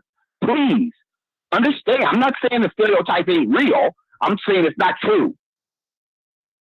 Okay, all right. Shout out to RBR. I'm Give gonna me have to one set it more up. caller Okay. real quick, LAR, and then we'll come right back to you. 3-3. Okay, let me do this. I had I think was that B? Okay, we had a 843 number. Let me see if he's still on. BMT. Did you call in? I saw you, and then white man held me back. All right, let me go to 203. 203 418. You on the air with the brother pill. What's going on? Hey, how you doing, brother? What's going on? What's going on, brother? Hotel. Yeah, I was calling in because I'm actually from Milwaukee. I'm in Milwaukee, Wisconsin, and I actually agree with what LAR said. The problem is I'm an RN, and I regularly go to a men's group meeting where I provide consultation and health services for brothers, and I've been doing this for the past year, and I cannot think of a time where I did not get challenged in these meetings. And it's generally by the hood dudes. And I come and I do all kinds of stuff. I help brothers manage their diabetes, brothers that got atrial fibrillation, all kinds of stuff going on. But again, when I'm in these meetings and I'm talking with brothers, I feel like there's just kind of this dynamic going on where it's just like, oh well, you just some niggas, you're not even from here, because originally I'm from Chicago, but you just kind of get this sort of this hating aspect. And I've actually, and I've been doing this, and I do this for free, and I don't know anybody that I know in the healthcare field that we even think to get a bid to even do this for brothers and do this stuff for free. But again, I remember one time over the summer last year where I was in a meeting, came out, somebody stole a hubcap off my Black Infinity. Then later in the year, I was in the meeting. It's in the wintertime, because again, I'm in Wisconsin. Wintertime, I have an auto start on my car. Come out, I literally catch a nigga trying to break into my car and drive off on my car. This is in the hood. I'm in the hood. I'm on the north side of Milwaukee, in the hood. And these are kind of things happen. Eventually, my girlfriend was like, why do you keep doing this? Why do you keep going there? These folks don't listen to you. They're always challenging you. And I do it because I actually care about what happens with Black men, because for the last 3 years, I've been doing research with the health department here in Milwaukee about chronic disease and issues that affect Black men specifically. And unfortunately, I can't get brothers on board with even trying to acknowledge not just the problems with crime and some of the other stuff going on in the neighborhood, but just the fact that Black men on average, we die 10, 15 years younger than any other group of people in this country. And so, again, after a while, I just got tired of fighting. And so I just said, you know what? Okay, I'm done with this. And I just put in my application for med school. So hopefully early part of next year, I'll be in the Caribbean for med school. So that's just kind of where I was at. And so I do agree with LAR when he says that. Where are you trying to go to? Ross, St. George? I'm with AUC. Okay, in Antigua. AUC. Okay. I applied to AUC. Yeah, I applied to AUC, and I know some folks at AUC, and I applied to AUA, and I did apply to Ross because I work with some physicians that know some folks at Ross. But anyhow, the point is that I agree exactly what LAR said. What happens when this brother, now that this brother's gone, who's going to help his family? What about his daughter? Who's going to support his business while he's gone? And the fundamental problem is that we don't even appreciate as a people, especially as brothers, we don't even appreciate when we got other Black men that come back to the community with knowledge and skills and try to pass that on to other younger brothers. Man, I cannot even mentor no brothers. I can't even get young brothers to show up to even just mentor them. I get Black women to show up. In fact, I'm mentoring two females right now. Okay. But I can't even get young brothers to show up and be motivated. So, again, just want to add that in there. All right, brother. Well, so again, thank you for taking my call. No problem, and good luck, man, with getting into some medical school. Well, let me do this, guys. 100 more likes, and we'll go back to LER. We're gonna have a conversation real quick. I need 92 is the number. 92. I know I got some new people here. 92 will take us to 500. Hit the thumbs up button for me, brothers and sisters, if you're there. Shout out to you, brothers, man. Been holding us down for everything. We're gonna take some calls tonight. LAR, let me ask you this, right? I was doing a show with ABL before this one, And I kind of want to get back to this whole idea of, should talented black men who have certain skill sets coming from the inner city. Now, we know the black community is multifaceted. A lot of people think the black community is just the hood. We know that's not the truth. The black community is multifaceted. You have the black elite, you have black middle class, you have black fraternal organizations. We know that. But those of us who come from inner city black neighborhoods, who have, found our way a little bit, I guess, in our own entrepreneurship, small business, corporate America. What is our relationship with the black community? And I'm saying this, picking my words very closely, LER. What is our relationship to the black community? Hey, what's going on, Brother Carl? Hey, Mr. Jackson. Hey, LR. All right, thank you so much, Carl. Thank you for the Geo Scholar. What up, my brother? Sad thing is acting like a hood rat shells. Thank you, the Geo Scholar. Remember when he called in? The black community is multifaceted. All right, but let me ask you this. What about the black community that is the inner city ghetto? What is our relationship, or what is our duty to that place from which we have come out of, especially the brothers that's coming from generational poverty into first generational lower middle class?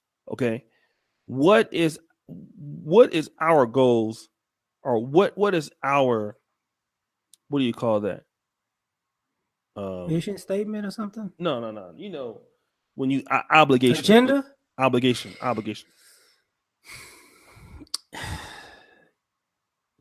When it comes to that particular demographic, I think our obligation needs to have discernment, because in that particular group, some people, that lifestyle, they revel in it, and they cannot go to another level because they don't want to do certain things that will have to have them shed certain bad habits. Because when you really, in a poverty place, in a hood kind of environment, there's a certain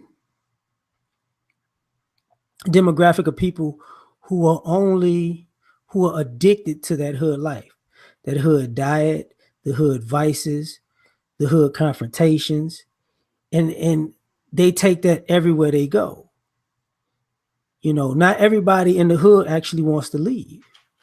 Not everybody in poverty actually wants to get out of poverty, because we've seen from time and time again where you take people out of poverty and they bring their same mentality out of poverty and wind up going right back into poverty, because there's a certain responsibility that is associated with upward mobility. Okay. And people don't want to admit that some people like being hood and being poor because they're afraid of upward mobility and a responsibility to be progressive as far as a work ethic and meeting goals and expectations and standards. So, I mean, how can you can't really be obligated to people that you don't necessarily know if they want out, because some people just want out for a season. What do you mean? What do you mean when you say that, though? Out for a season? Can you be more? Like some people's life may be just messed up, and they want you to hit the reset button on their life, and when they feel like it's reset, they go right back to it. Some people want to hit the reset button, and then they realize they don't want to. They may be afraid that they can't hack it on this other level. Okay. So then they go right back to it. Some people sabotage themselves because they don't want to challenge themselves. They don't want to compete, and they see how far behind they are, so they don't want to do it. Like there are people who come from nothing to something, and those people normally have a goal. they believe in themselves, and they have a extreme work ethic. I don't care what situation they're in. I don't care what type of positive or negative things are going on with them. But they're gonna have that. Nowadays, you know, they always say you can take somebody out of the ghetto, but you can't take the ghetto out of them, right? Right. Some people can't shut it off, and they don't want to admit that they can't shut it off. You know, so I don't think. I mean, it just depends. It's a case by case basis on that. If you don't mind, I want to say two other things. Yeah, go ahead. Do you think? Going back, when one of the brothers was talking about the Tony Soprano thing, the guy that plays Tony Soprano is an actor, and here's the problem with that. Rappers in particular are musicians, but they're known for writing and writing their own material. And they're known for writing material that's real to them. So a rapper is never looked at as an actor because he's rapping about what he said his life was, or she's rapping about what she said her life was. You know, and you see more often than not these guys living out who they say they are in their real life and their real actions, even when they're famous, even when they don't have to be in the same situations and circumstances. You know what I'm saying? Now, the other thing is this, just looking at it in a positive light. I'm going to tell you the problem with that. Let's look for the positive in these situations. When a person like me brings up his past and his affiliations, I'm not trying to just throw him under the bus. But what I'm trying to get y'all to understand is this. This is what I mean by y'all living vicariously through these lives. See, if a dude that you know killed your family member, right? And he went on to do big things in life, and he came back to the neighborhood, you wouldn't be saying, oh, well, look at the positivity of this brother. Look at all the big things he's doing since he done came up in the world. You're gonna be like, oh, so he just gonna act like he ain't kill my folks? You know, it's two sides to that coin when you in that life. Mm-hmm. If you out there dealing dope and somebody deals something and somebody in your family ODs, or you wind up taking care of a kid because they're hooked on drugs, and you know the person who was out there dealing at the time. Oh, now he's turned his life around. That doesn't change what happened to your family, and the fact that even with rap music, when guys are rapping about how much money they made selling dope, now that these guys own businesses in the neighborhood, and you like, oh, he's turned his life around. While you sitting there with your family member like, oh, great, he turned his life around. But you see this baby right here, that baby ain't got no parents. So I'm supposed to give him a pat on the back. I'm supposed to tell him great job. And this goes from gang to gang, especially with their rivalries and whatnot. See, a lot of y'all want to say this stuff, but y'all not thinking about the other side of it. Like, some of these people don't want to see other people win because of the dirt that they did. And I'm not saying Nipsey Hussle did dirt, but what I'm saying is his life is affiliated with a life that does dirt. Even if he does something positive with his life, it's still affiliated to a criminal enterprise. That's a problem. Because see, if the criminal enterprise did something to you personally, it'd be a problem. Because if you went to LA and some Crips tuned your ass up and robbed you, oh, you wouldn't be thinking too highly of Nipsey Hussle right now. If some Bloods tuned you up and robbed you, you wouldn't be thinking, oh, you know what I'm saying? The music wouldn't be as good to you. The genius of his business acumen wouldn't be as good to you. So I get you want to see the positive out of the situations, but see, some of y'all ain't never been robbed. You know, some of y'all your houses ain't never been broke into. Some of y'all ain't never been shot at. Some of your family members ain't never been killed. You know, some of your family members don't have kids who are quote unquote crack babies, or kids who wind up getting you having a raise because another person did time or another person got snitched on because they was in the streets. Y'all not thinking about this holistically.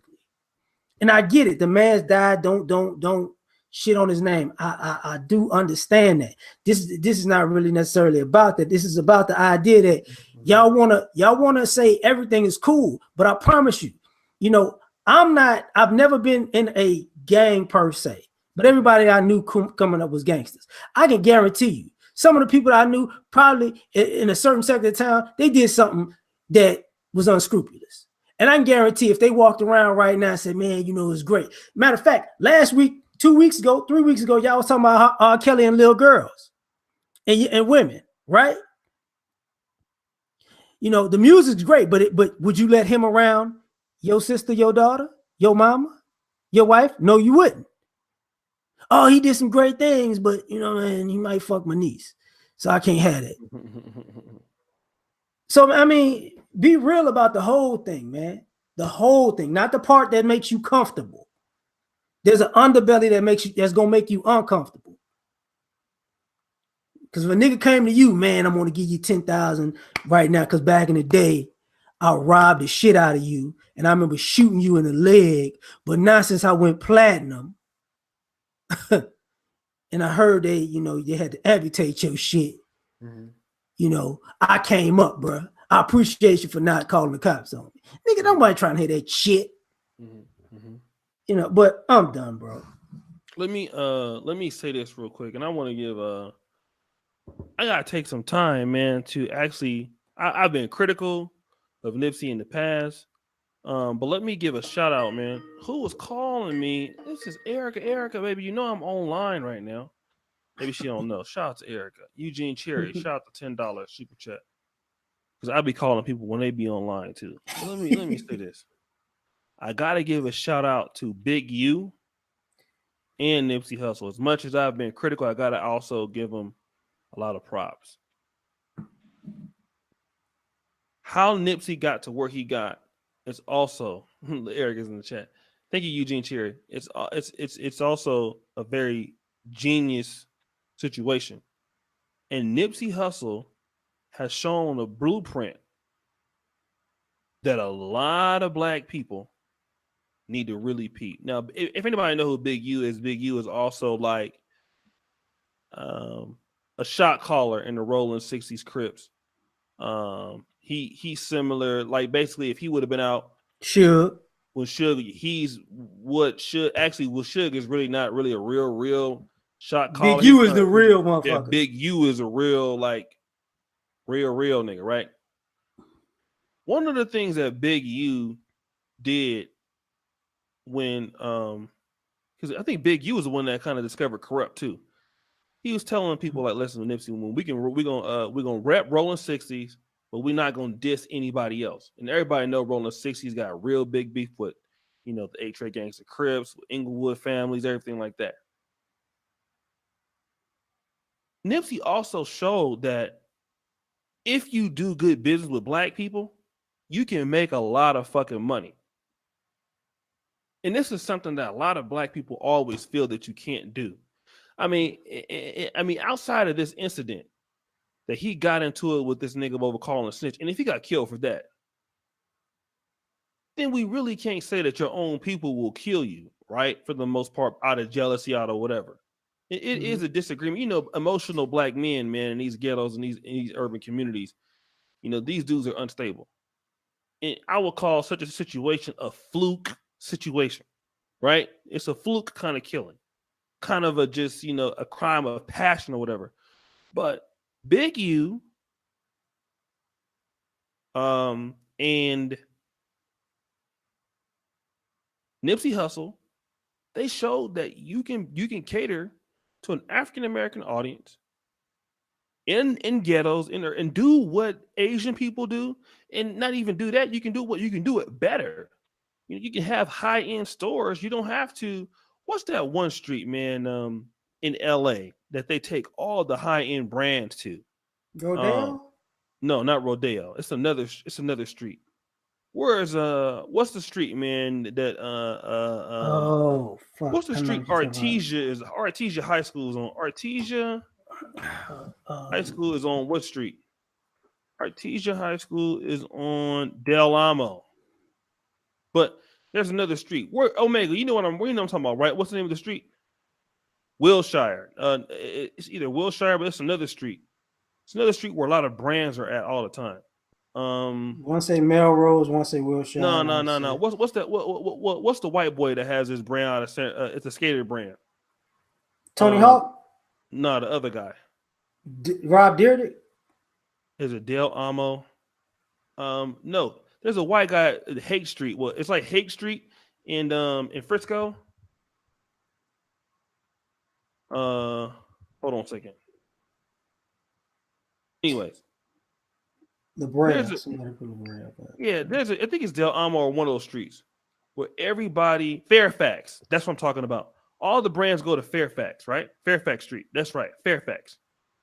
They go to Fairfax. He's like, listen, we ain't got to take it to Fairfax. We can bring it right here. Because in Fairfax is like Hay Street, you know what I mean? When you got, what's the white guy that's out of Frisco? The white guy's out of Frisco that owns that skater brand. That skater brand is huge. You know what I'm talking about? Anybody know what I'm talking about? It's a huge skate shirt brand. They had a little deal with Young and Restless? No. He's been out for years.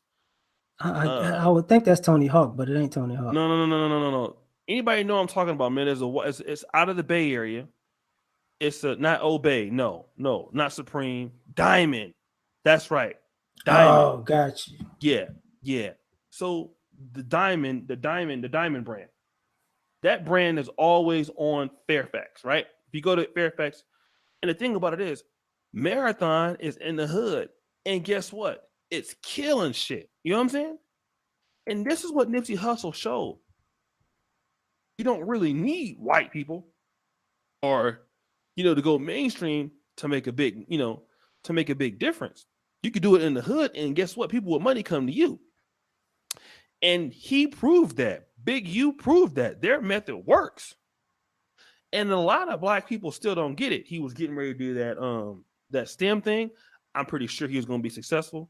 And he's a bright guy, man. He was a smart dude. And I think that, even in black YouTube, just making content for black people all the time, man, don't believe you can do good in black YouTube or you can do good with black dollars. He respected the black dollar, man. And it took him far. You know what I'm saying? So but let me do this. Let me get to some of these calls. Let me say something real quick. Go ahead. And I hope I'm respectful when I say this, but this situation put Big U in a situation because people know of his reputation. So now you got this man in what would normally happen in a situation like this from his past, and also who he is today. Now he would feel like he has to be the one responsible for making sure Nipsey's brand and legacy goes on. This is the issue. This becomes a big issue because you're gonna have people probably 9 times out of 10 like you. What you gonna do? And they mean what you gonna do in the what you gonna do way. And then you might have his family like, well, what you gonna do? And they might mean what you gonna do and how you gonna make sure Nipsey lives on way on the business side of the community.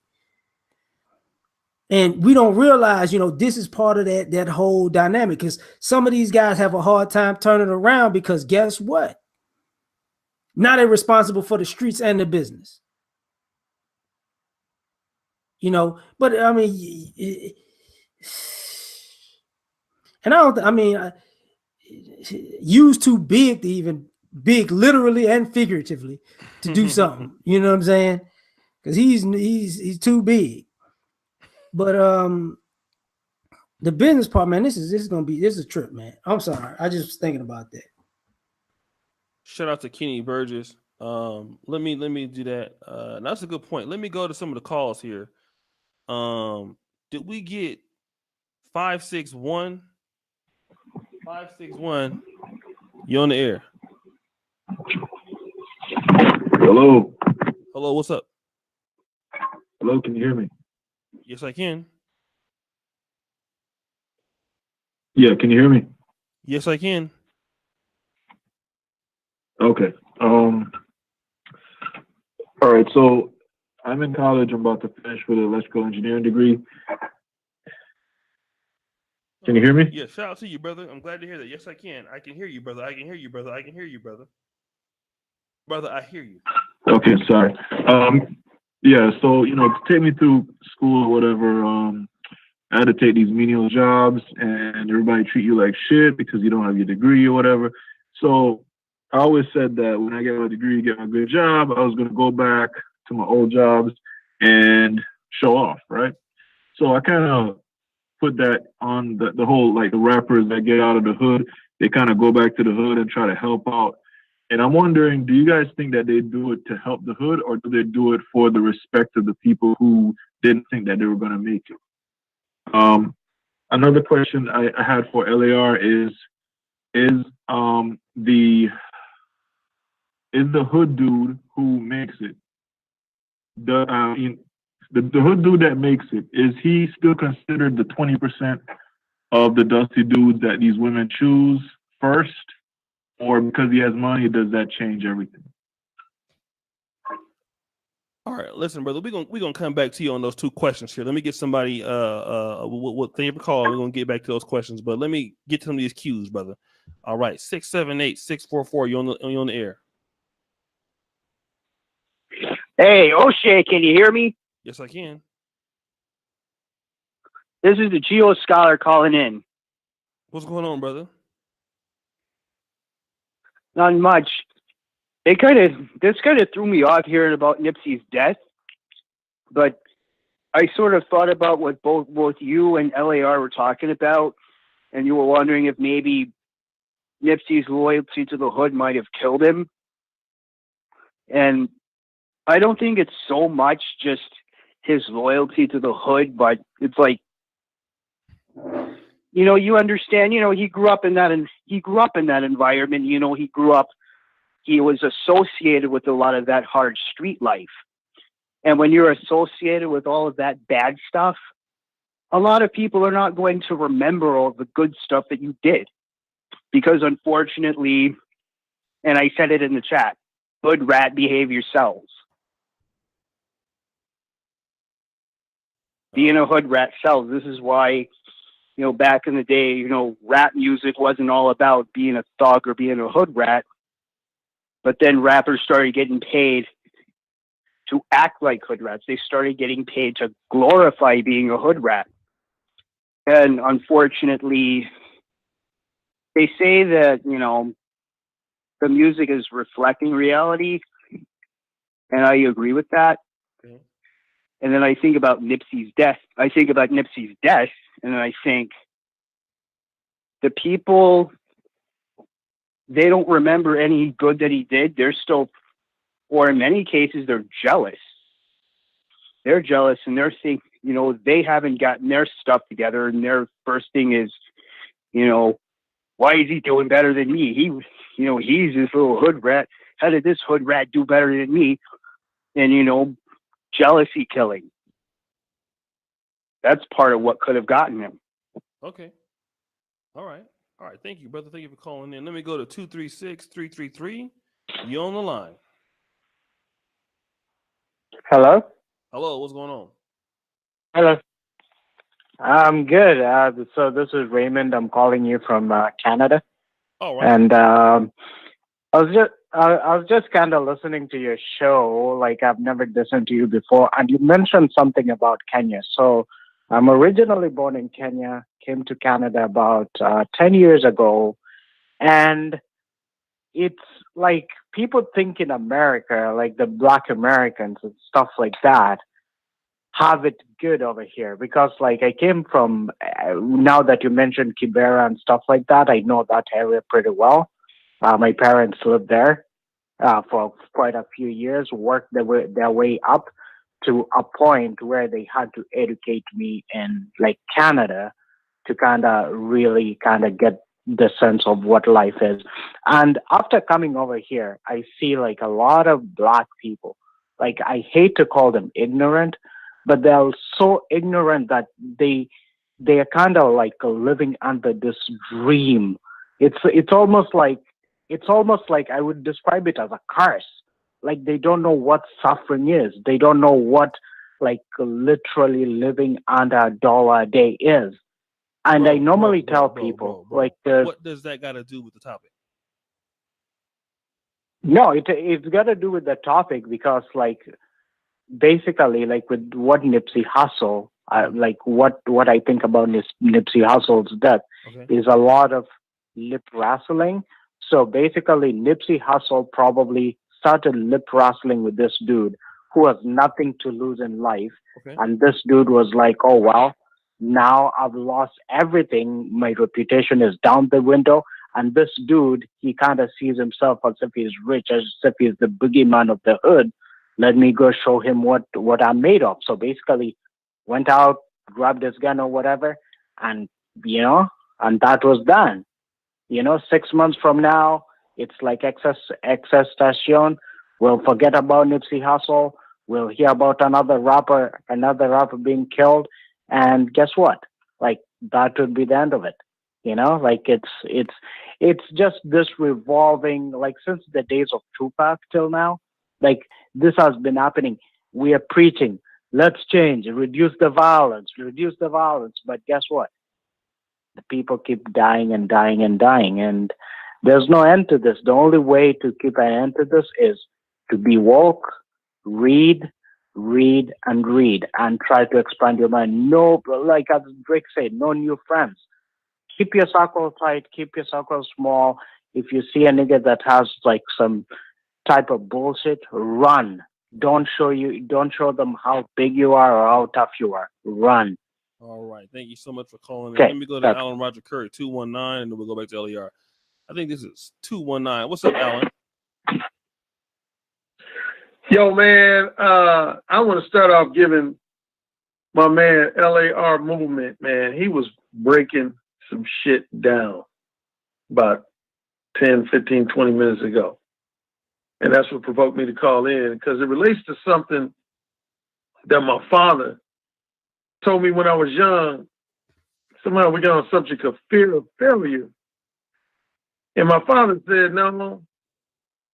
He said, a lot of people think fear of failure is what prevents people from rising to the heights of success. But he said it's actually fear of success. And when he first said that, then it makes sense to me. But when he explained it, I was like, oh, I get it. And since then, certain prominent people, such as I remember the former head of Paramount Pictures, her name is Sherry Lansing.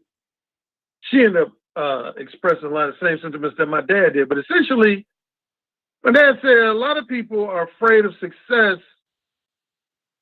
because they're actually afraid that they won't be able to handle their ascension up the ladder. That's going to put them in a whole new social circle, a whole new class of people that they're not going to be able to deal with. And secondly, they're afraid of being envied by the people who are where they came from, let's say the hood. So they want to stay connected with the hood so that they won't have the jealousy and the envy and the haters. So it really resonated with me when LAR Movement was talking about a lot of people really deep down, it's like they simultaneously want to make more money. They don't want to be poor, but at the same time, they don't want their lifestyle to change. It's like they want their money to change, but essentially they don't want their lifestyle to change because that's what they know. And they feel like they'll never be accepted in, say, a higher class neighborhood. And to a certain extent, that's very valid.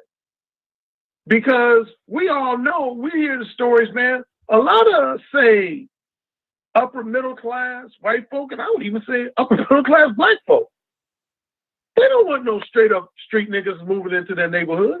Because they associate that with violence and vandalism. They associate with violence and vandalism. That's two things people don't want in the neighborhood.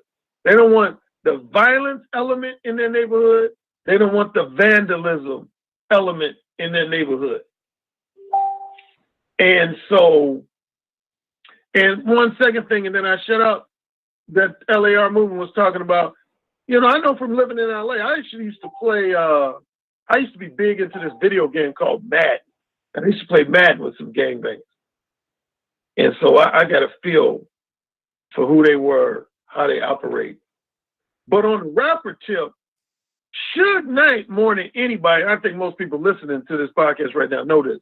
Suge Knight is probably the single biggest person who changed the game out there. Because see, before Suge Knight came along, a lot of these rappers, man, they were playing a role. That wasn't really who they were, man. Mm-hmm. Like, everybody knows the infamous Tupac backstory. Tupac, man, he came from a Juilliard type high school. He was just a well-rounded, good student type dude. And then he got into that role he played in the movie Juice, and people gave him so much depth on that role that you could say, in a manner of speaking, he essentially adopted that role for the rest of his life. Mm-hmm. I heard the same thing happen with the young brother who played in Menace to Society.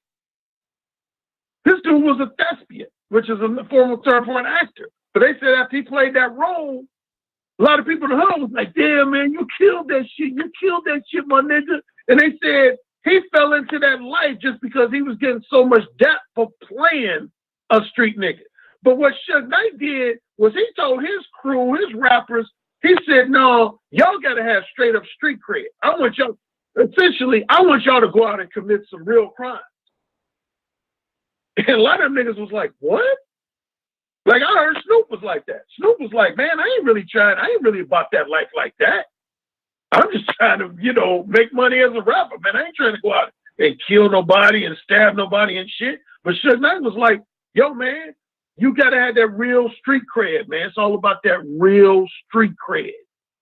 And so for at least momentarily, a lot of those brothers bought into that, much to a lot of their detriment. We see what happened with Tupac. Anyway, I don't want to get long-winded because I can't, but I just mainly wanted to say what Elliot R. Movement was saying earlier, man, he was breaking that shit down so thoroughly. If you paying him, give him a raise. That's how much I was impressed by how much Elliot R. Movement was. All right. Well, that's Alan Roger Curry, man. Thanks, Alan. Let me just do this real quick. I appreciate it. Let me give him the... let me do the 337 LER, and then we go right back to you. 337, you own the line with the Brother Pill. What's going on? What's up, man? How y'all doing? I'm doing pretty good. Yeah, man. All right. This is Chris, man. I'm down here in Louisiana. All right, brothers. Man, when the shit dropped, my homeboy, all right, I'm 35. Graduated out of high school in 2002. Did a few years at Southern University, 2 years. Got out of that, went to the National Guard. All right, been in the National Guard from 2004 to 2015. I got out of that shit too. All right, now I work at a grocery store. I do my thing, I pay my bills in my house. Got a girlfriend at the house. Got a son. I'm on child support, and she lives in another city. Okay, that shit went down. I was at work today, and I posted something. My favorite rap group is Bone Thugs, and I fuck with them boys real hard. You know what I'm saying? And I ain't never, and I listen to rap. I fuck with I listen to Nipsey, but I'm not a fan. I'm not a fan of Nipsey's music. Bro. What are you talking about, nigga? What are you talking about? Hey, hold on. I'm gonna just get to the point. My homeboy, he had texted me, and he said the government. No evidence, the government. That was early this morning. And my homeboy, he has a college. He has a college degree, I don't have a college degree. So the first thing he said was government. So I said, dog. I said, bruh, you don't recognize just nigga shit when niggas doing nigga shit. I'm like, why people, like when niggas doing nigga shit, why we don't just handle that shit head on? And it seems like, man, I got a lot of educated friends with college degrees. I didn't finish to get mine, but it seemed like they the ones who are quick to be like, nah, foul play, the white man has something to do with it. And it seems like on my side, I'm always like, man, I'm still in the hood. I see niggas doing crazy shit every day. So yeah, that's all. I just wanted to see, I see niggas doing crazy ass shit all the time. And I don't know why we all, like, I seen all this Dr. Sebi shit was flooding the internet. Like, oh man, they killed him because he was finna put out a documentary. And I'm just like, oh man, when we gonna just handle it? Like, if that's the case, we gonna get together and uprise, and we gonna start, getting off Instagram, leaving these white folks shit alone, and we gonna do our own thing, or we gonna just keep on with the shit. And that's all I got, brothers. All right, fam. More power to you, brother. Hold on, man. This nigga gave a surviving grocery store story, nigga. This nigga, you know this is April, not February, with your old Black History Month, history of ADOS. In 1492, Columbus sailed the ocean blue ass niggas. Before I get a mic back to you, brother, let me talk about you. Let me tell you about some of you black people out there. Every day I have hope for the black community. But then some of you niggas call into the show. And after talking to y'all on this show, I say for certain, we not gonna make it. Every chance it's always 2 or 3 people that's like, if these niggas is in the race, Lord have mercy. We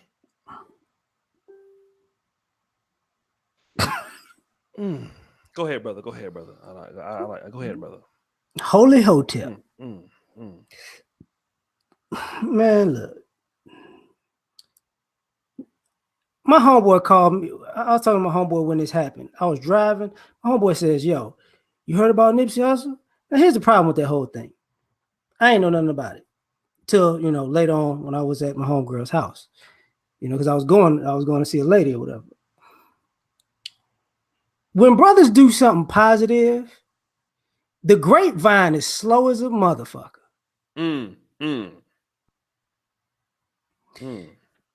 But somebody gets shot. Oh, everybody's phone is ringing. R.I.P. Oh man, this is wrong. And even using him as an example, when you brought up the STEM stuff, people didn't know about that. A lot of people didn't know about the business. You know what I'm saying? A lot of people didn't know about the clothing line. But the gun, the shooting, oh yeah, you know what? He got shot 37 times. You heard about that? You know what? This Sunday, pastor, whatever, gonna be in there. And thus saith the Lord.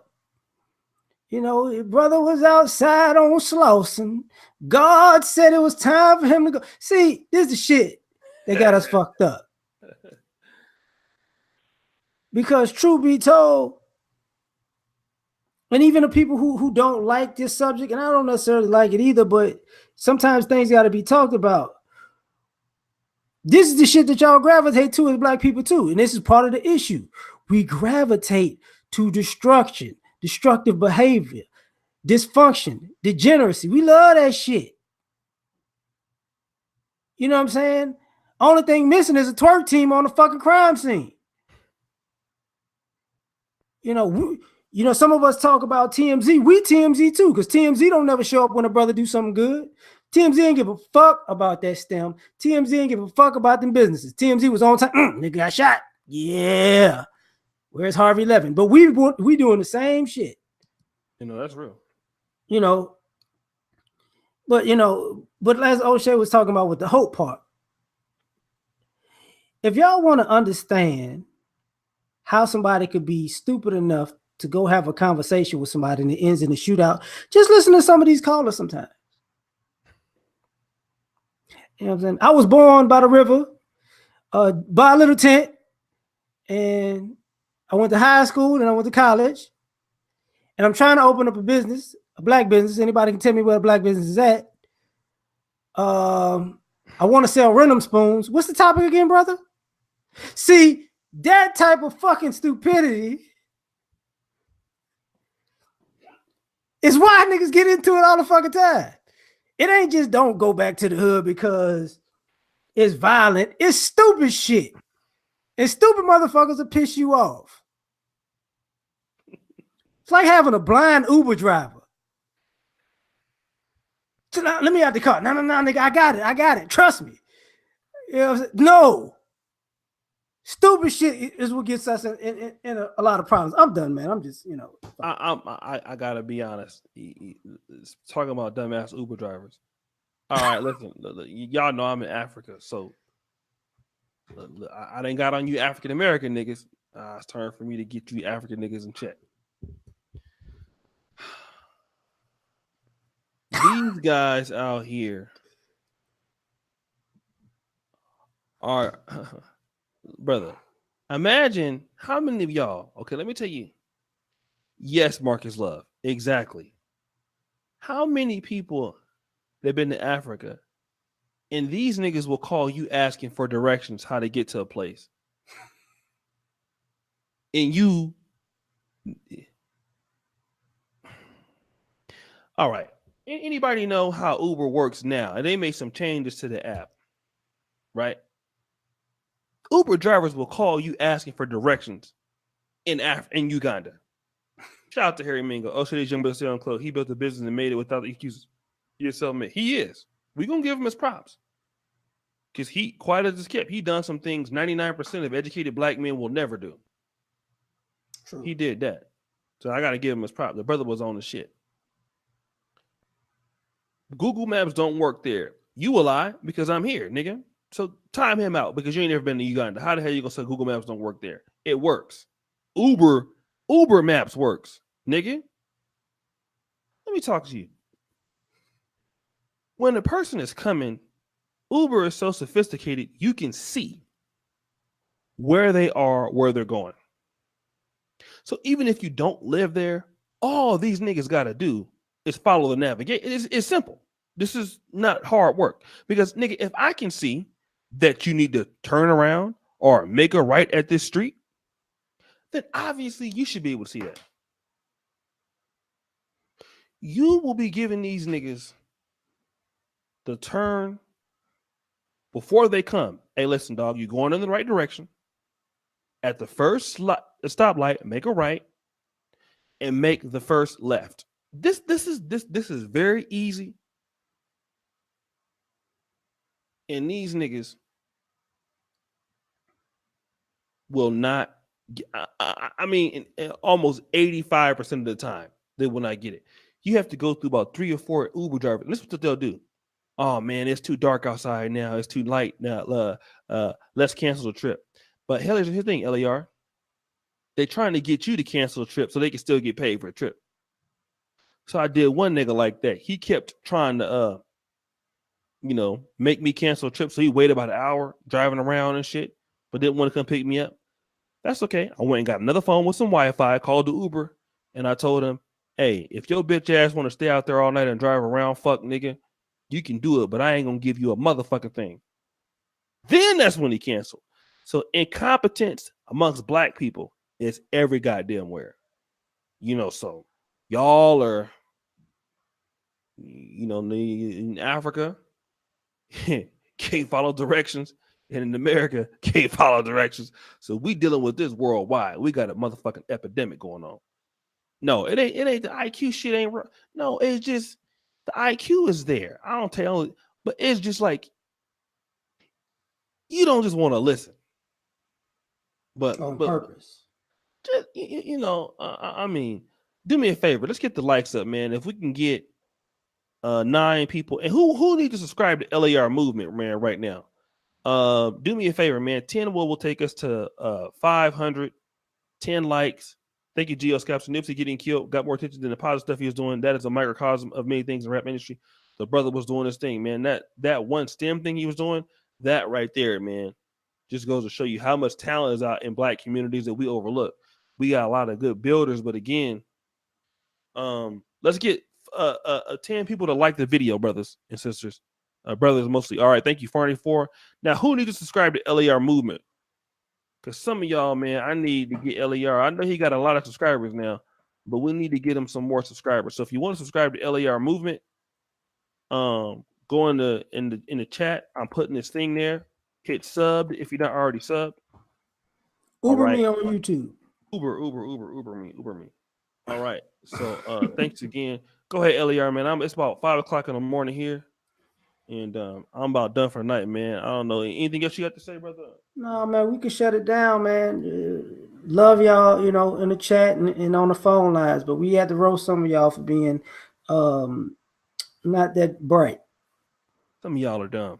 That's just what it is. Just plain stupid. It ain't being mean. It's just telling the truth. You niggas dumb. Some of y'all that calling y'all are stupid. It's not being mean. It's telling the truth. Dumb as a box of fucking rocks. Just ain't gonna get it. Can't get it. Just retarded. It just whatever. You know what I mean? And you just being dumb on purpose. That's just what it is. You call in to the show. You don't know what the fuck you're talking about. Don't know what show you own. And there's this repetitive, stupid shit every show. It's sad, nigga. It's sad. It's sad. It's sad. It's some of y'all are not gonna make it. All right. Can't get right. Just you're supposed to be nice to subscribers, but it's hard to get nice when y'all niggas do this shit all the time. Like you motherfuckers calling and talking about something opposite of the show. What's the show? Let me just shout out Auntie Chris, thank you so much. Richard Biggie Palmer, great job. I learned a lot. Thank you. Mr. Johnson, thank you. Trucker Marv Wow, Dwayne, Mr. Johnson's false idols. Let's talk about what Nipple said was solid. The Geo Scholar said Kenny Burgess again. Andy, thank you. Shout out to the OG, give my $2 back. Calypso, Oregon. A lot of people have been hearing about Dusty Women and more vinyl about positive stuff. A lot of rap songs are living proof. Nipsey getting killed got more attention than the positive stuff he was doing. I read that already. Harry Mingo, shout out to you for the $20 super chat. I read that already. And John 81101, here, get this like and $1. Damn. Damn. Well, shout out to you, brother. I just be begging for the free shit. All right. Anybody else? Anything else you want to say, LAR? No, man, get some rest, bro. Peace. Peace.